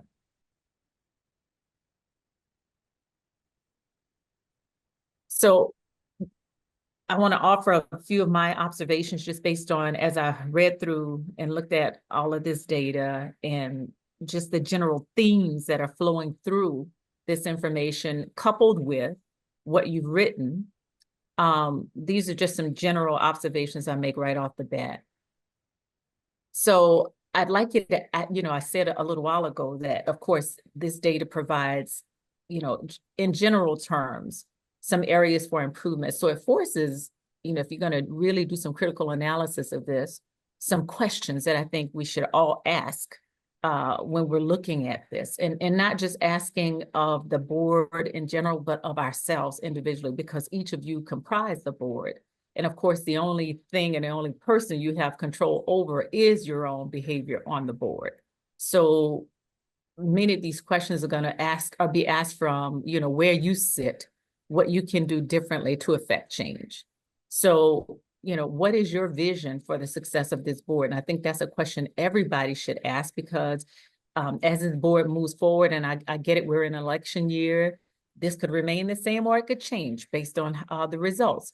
But even if it's not if the dynamics of this board changes, still for those who will come in, will come in new, what are they walking into? And how do you want to create a culture where it's much more productive and collaborative and cooperative and all those things that are necessary in order for the work to be honored?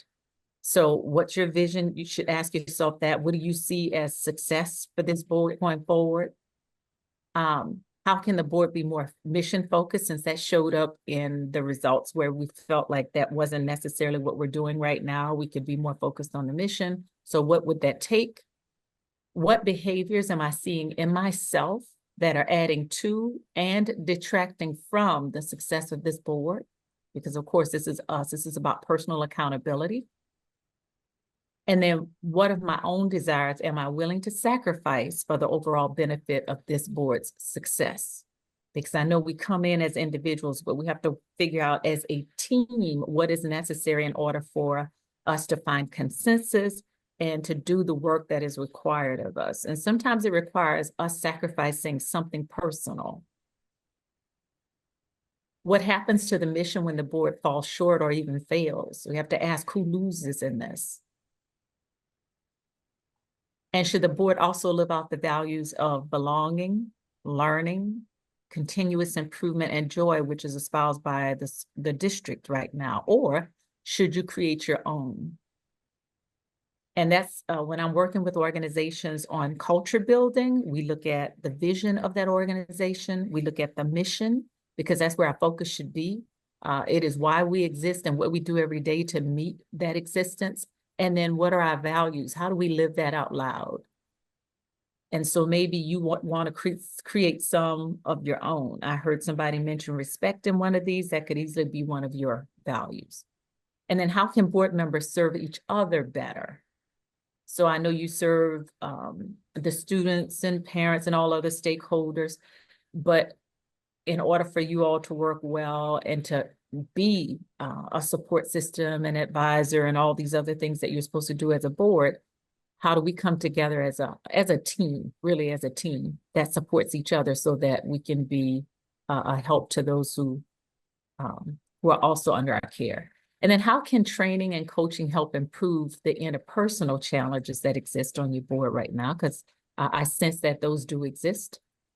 And then how can the board take what it does well and then amplify it, because there are some successes there. I saw it and heard it in a lot of the more positive aspects of it. Those tend to be overshadowed though by a lot of what seems to be doubt, because there are a lot of neutral responses. And then of course, there's some stark disagreements too. So what do you need to do to amplify what you do well? And what will the board do with this new information to take the on-ramp towards what would be a more positive road for you all in the future? So these are just questions for thought, food for thought, for you to go forward in your consideration of how you will take advantage of these growth opportunities that have emerged. And this is why I asked earlier, Dr. Scott, you know, the results of the previous board assessments. If you have seen very similar responses from previous ones, then the question becomes, you know, what are we not doing to move from where we were to where we ought to be and where we want to be? So if you're seeing the same things, a lot has not yet changed. And so we have to think about what would need to change in order for these percentages to change, say, on the next one you do next year.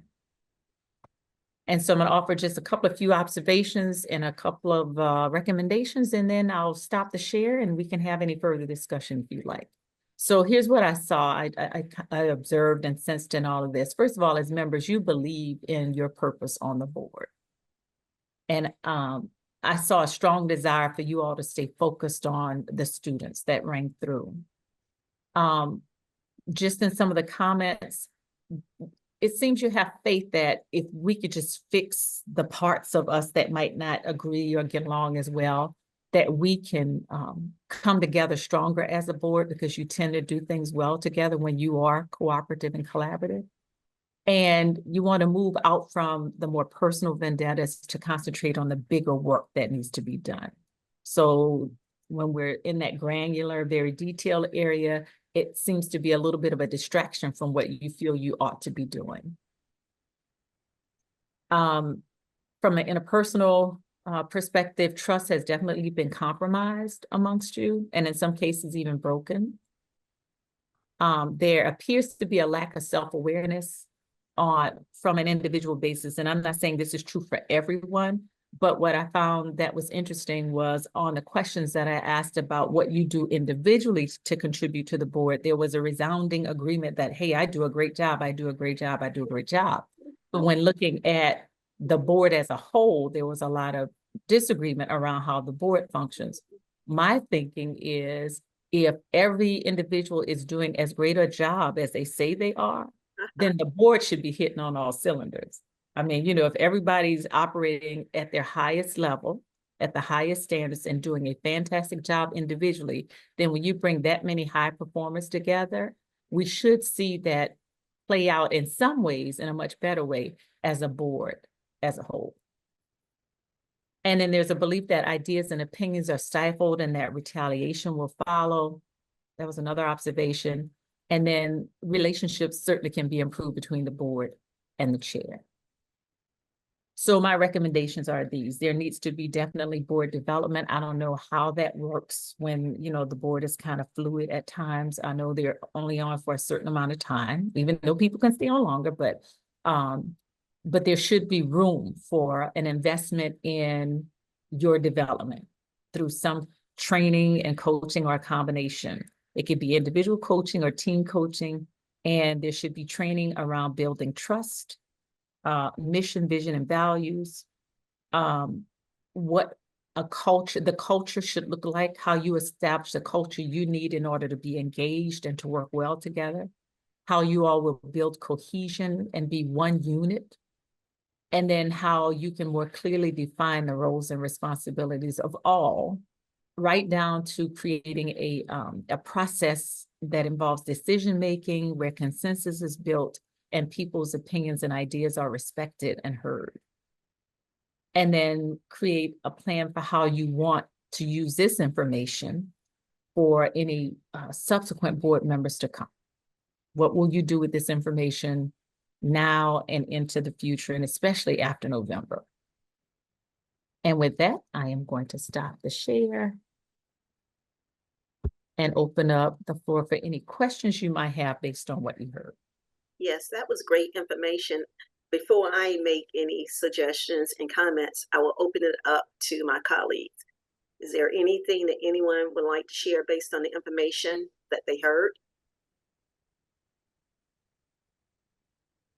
Ms. Porter? Yes. So I do have our evaluation that we took last year with Miss Judy. And I looked at it and I will say we have improved based on some of the things that came out of that one. And overall, I'll say what I heard with what you stated was I heard that we all want to do more. I do know that this is an ambitious group. So we definitely want to do more and we feel that we're prepared.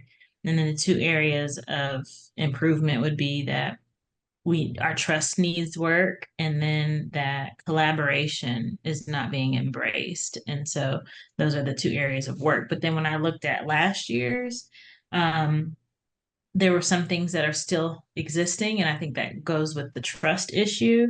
But some areas that grew is that the board works together to see that something is accepted and carried out, and that what was it that we wanted the same things. It was along that line. Put a star next to that. The wording was a little bit different, but basically that the board works together for a common goal. And I think that has improved. Yeah, that's it. Board members, any other comments? I'll add one. Again, as I stated before, thank you so much for completing this evaluation. I know in prior years, we used to elect board chair in November. And the board chair would be from November to November, which would give you more time. Because when we're doing the evaluation, the questions that really reflect with the board chair will only be 2 months, where the prior board chair would have been on the last 9 months. So it's kind of difficult when you're, because of the way that we elect the chair, we do in July. And hopefully we'll go back to November so we can get more of a detailed and accurate evaluation when we're doing this. And I think the other thing is many times you emphasize the word trust. And I do believe that's something that we do as a board as a whole, need to work on, because it's hard to trust people who actions don't align to their words. And I think many times we see that, or when board members are trusting you and then you throw a surprise or a curve in, doing meetings that you are not openly and effectively communicated with the board chair or colleagues. And then my other take would be, as board members, we are nonpartisan. We don't represent Democrats nor Republicans, but I think sometimes we come with our own invested interests and we begin to operate as if we're Republicans or Democrats or however. And I think many times people forget we're nonpartisan. We are not represented in a certain party except for nonpartisan when we are elected to the school board. So I think many times that has a lot to do with it, because we take small pockets of people and we feel as though that's who we must represent, instead of looking at the entire party and saying, we represent all students. Because I don't ever recall us going out asking students, okay, are you a Democrat or are you a Republican? Okay, this group of students are Republicans, so I'm going to do this, or this group of students are Democrats. We're supposed to represent all students and the best interests of the community based on all students. And then the other thing that I would notice is when they talked about, I think you mentioned something about we all think we're so great, but when we come together, I think that goes back to professional responsibility. I think we have to remember our responsibility and our duties, and just simple things, reading emails,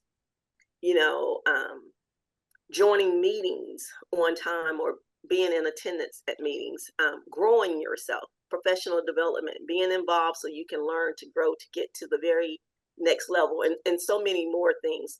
But I do appreciate the evaluation piece, because I hope we all go back and take a look at that and say, you know, how can I improve? Or look at that piece and say, you know, this year, this is going to be my goal. I see this is happening. So this is what I'm going to focus on. So we can really collectively do the work of the district. And that is to make sure that our students and our faculty and staff safe, student academic achievement is on top. And to remember that we only have one employee, and that is the superintendent. So I'm going to start right there and just open it up to see if anyone else has anything that they would like to share based on the information that was given to us.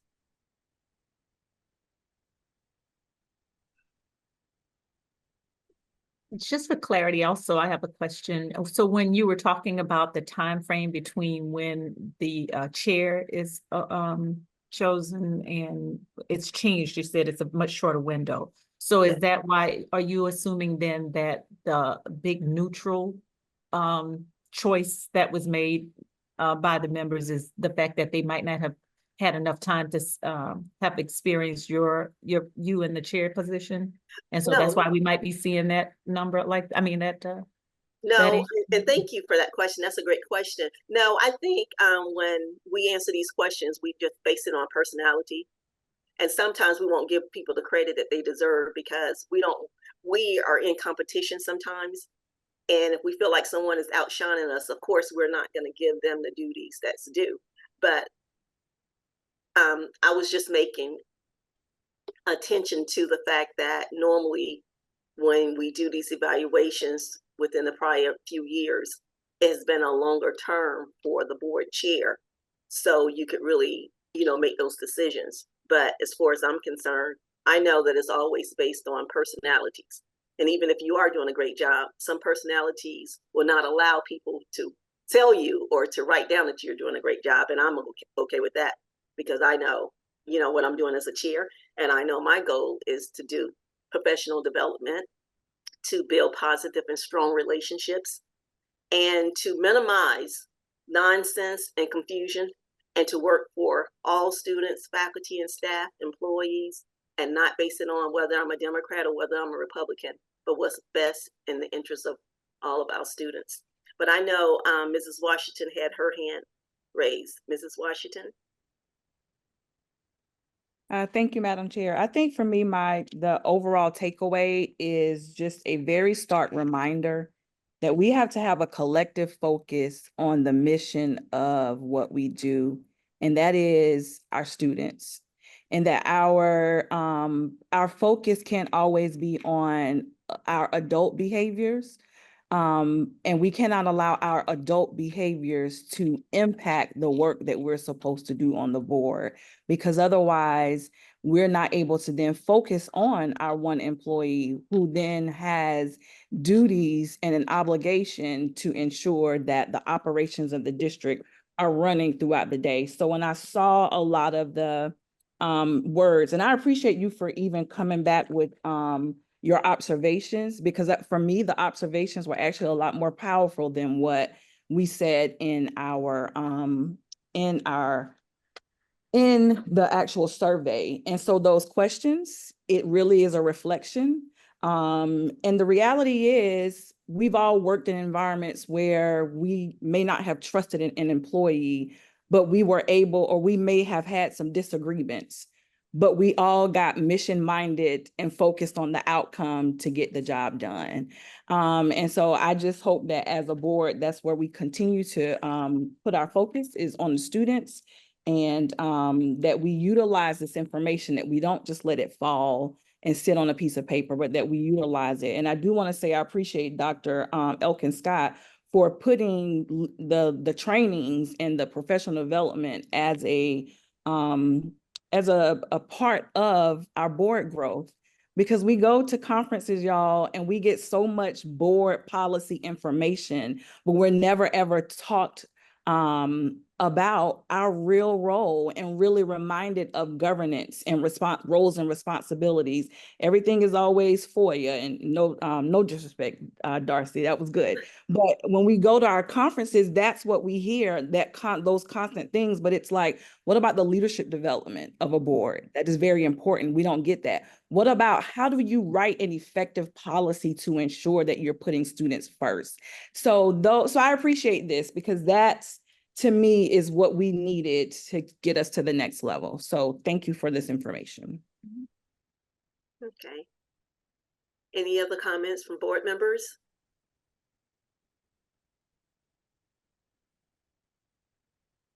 I don't see any comments. Dr. Moore, any comments based on what you have heard as well?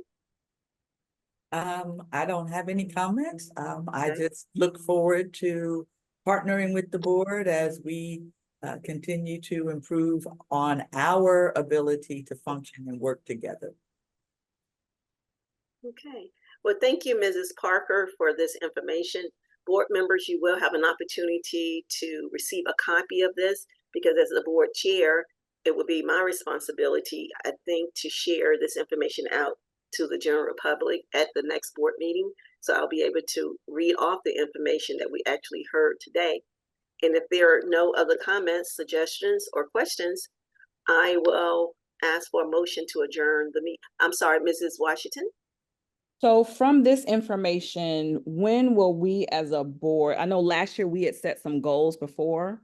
So what would be the next steps for us? So we set some goals and then also put in some timelines for accountability for ourselves, because I feel like that's where we fell short, is we never ever came back to really talk about and revisit our goals. We set them and then we just kind of went to work. So what would be our next steps? Great question, Mrs. Washington, and thank you for that. It's my goal that once we receive this information, that we have an opportunity as a board to sit down and to talk about these items, and then put some strategies into place as how we're going to get to that. For an example, we're talking about trust, then we're going to talk about what can we do, or how are we going to do these things to build trust amongst each other. When we're talking about board and superintendent relationship, what is the goal? What does that look like? So hopefully, when I return back in November, and whomever the new board member or members are, the goal is to now take this evaluation and to share the new information even with them, so they'll know exactly what they're walking into and not being blind about it. And then begin to continue those professional development workshops that I've actually started, under my leadership, and to have those questions. And hopefully everyone will be candid about their questions. They'll be open, and then we'll be able to have those conversations, put strategies in place, and move forward. I mean, because you cannot address something that someone is not being open and honest with you about. That's the only way that you can address things. But if people wait until the last minute or throw something out and catch people off guard, you can't address that. But if we have open dialogue, then we're able to move forward with those things. So that would be the goal, to begin those workshops of addressing concerns that we have within the board. So to your point on that one, I just, if you don't mind, I don't want to belabor this, but I do have to jump in just a little bit, because that's the main thing that resonates with me. What do you do with this information going forward? Otherwise, this was all for naught. And so if we're going to have the same types of behavior, I appreciate that Ms. Porter said, hey, you all looked at your last year and you made some strides, but how much farther down the road? Are we just kicking a can down the road, or are we really serious about making this a more engaged board, and a board that's working towards the greater mission, right? So something that just kind of popped in my head as you were talking about what will happen in November. If you have somebody new that comes on board and you share this information with them, what will you be able to tell them that says, okay, this is how we looked a couple of months ago or even last year, but we've been doing X, Y, and Z that's now got us moving on this path? Because if I'm coming in as a new person and I know there's some things that are broken, I want to know, how are you fixing those things? That gives me encouragement and optimism for the future. and it says that you're serious, and I know I'm talking to everybody, and I'm looking at Dr. Scott, but I'm talking to everybody on here Oh, because you are the board, right? And so right. she cannot do it on her own. It requires every single individual to be vulnerable enough to Mhm. say there's some things about me that I'm not doing well and I need to change my behavior. It requires, as she said, openness, but also self-awareness, because we can all sit on here and say, I'm doing a fantastic job, but would everybody else agree with you? Of course, we're going to be biased in our own assessment, right, of us. But, you know, am I willing to say, yeah, when we have these meetings, I don't always check in, or I'm just sitting back and just, I don't want to argue or belabor a point. So I'm just going to sit back and let them say and do whatever they want, even though I'm simmering over here and I don't agree with it. Or I'm afraid to speak up because I think if I say something, there's going to be a price to pay for it later or whatever. So if things aren't surfaced and put on the table in the most honest ways, and people are able to receive that feedback, you'll be back at this stage over and over and over again. So I just want to throw that out there. I see it all the time. So I'm sorry, y'all. I might come in with a very cynical and negative view, but it's because I see toxic environments all the time, and you don't want to move into that area. So, you know, you got to catch it while you have this valuable feedback to say, what are we going to do differently? And So that is that's so my 10 true. cents. And I would say that action speaks louder than words. I mean, we can say one thing, but the public watch the actions, and colleagues watch the action of people. So I think moving forward, if we're going to be transparent, our actions will speak louder than what our words are saying. Any other comments? Mrs. Porter? Yeah, I saw the outliers when it came to the board chair feedback, and I just wanted to encourage my colleagues to pick up the phone and talk directly to the board chair if you ever have feedback for them. Just because I know that I've worked on that. I know I probably drove Miss Agostini and Mr. Truck crazy, but I always try to make sure I have direct conversations with them if there's anything that I disagree with. Also, because sometimes the disagreement is due to misunderstanding. Misunderstanding. But That's and I feel better when I can talk to them, a leader directly, and inform them of anything that I am struggling with. Then I don't feel the need to bring it up in a public meeting or in front of others and so forth. So I encourage you to have those one-on-one conversations that don't include everyone else, but directly to anyone if there is an issue. And then I want to remind us of something that we came up with last year, which was that the board will work collaboratively to make solution-based decisions that are in the benefit for all stakeholders using our established norms.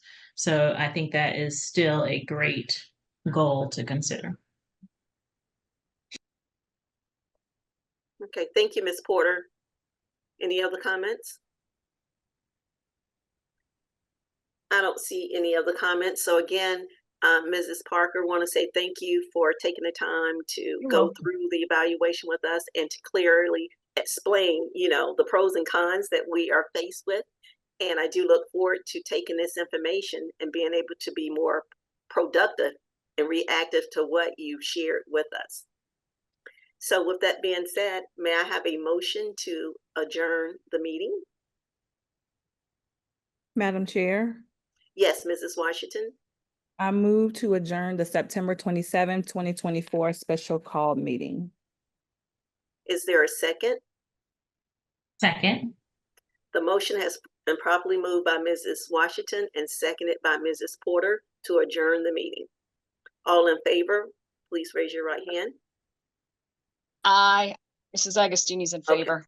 Okay, Ms. Agostini. 1, 2, 3, 4. So that is 5 yes, 0 no. The motion passes. The meeting is adjourned. Thank you all so much.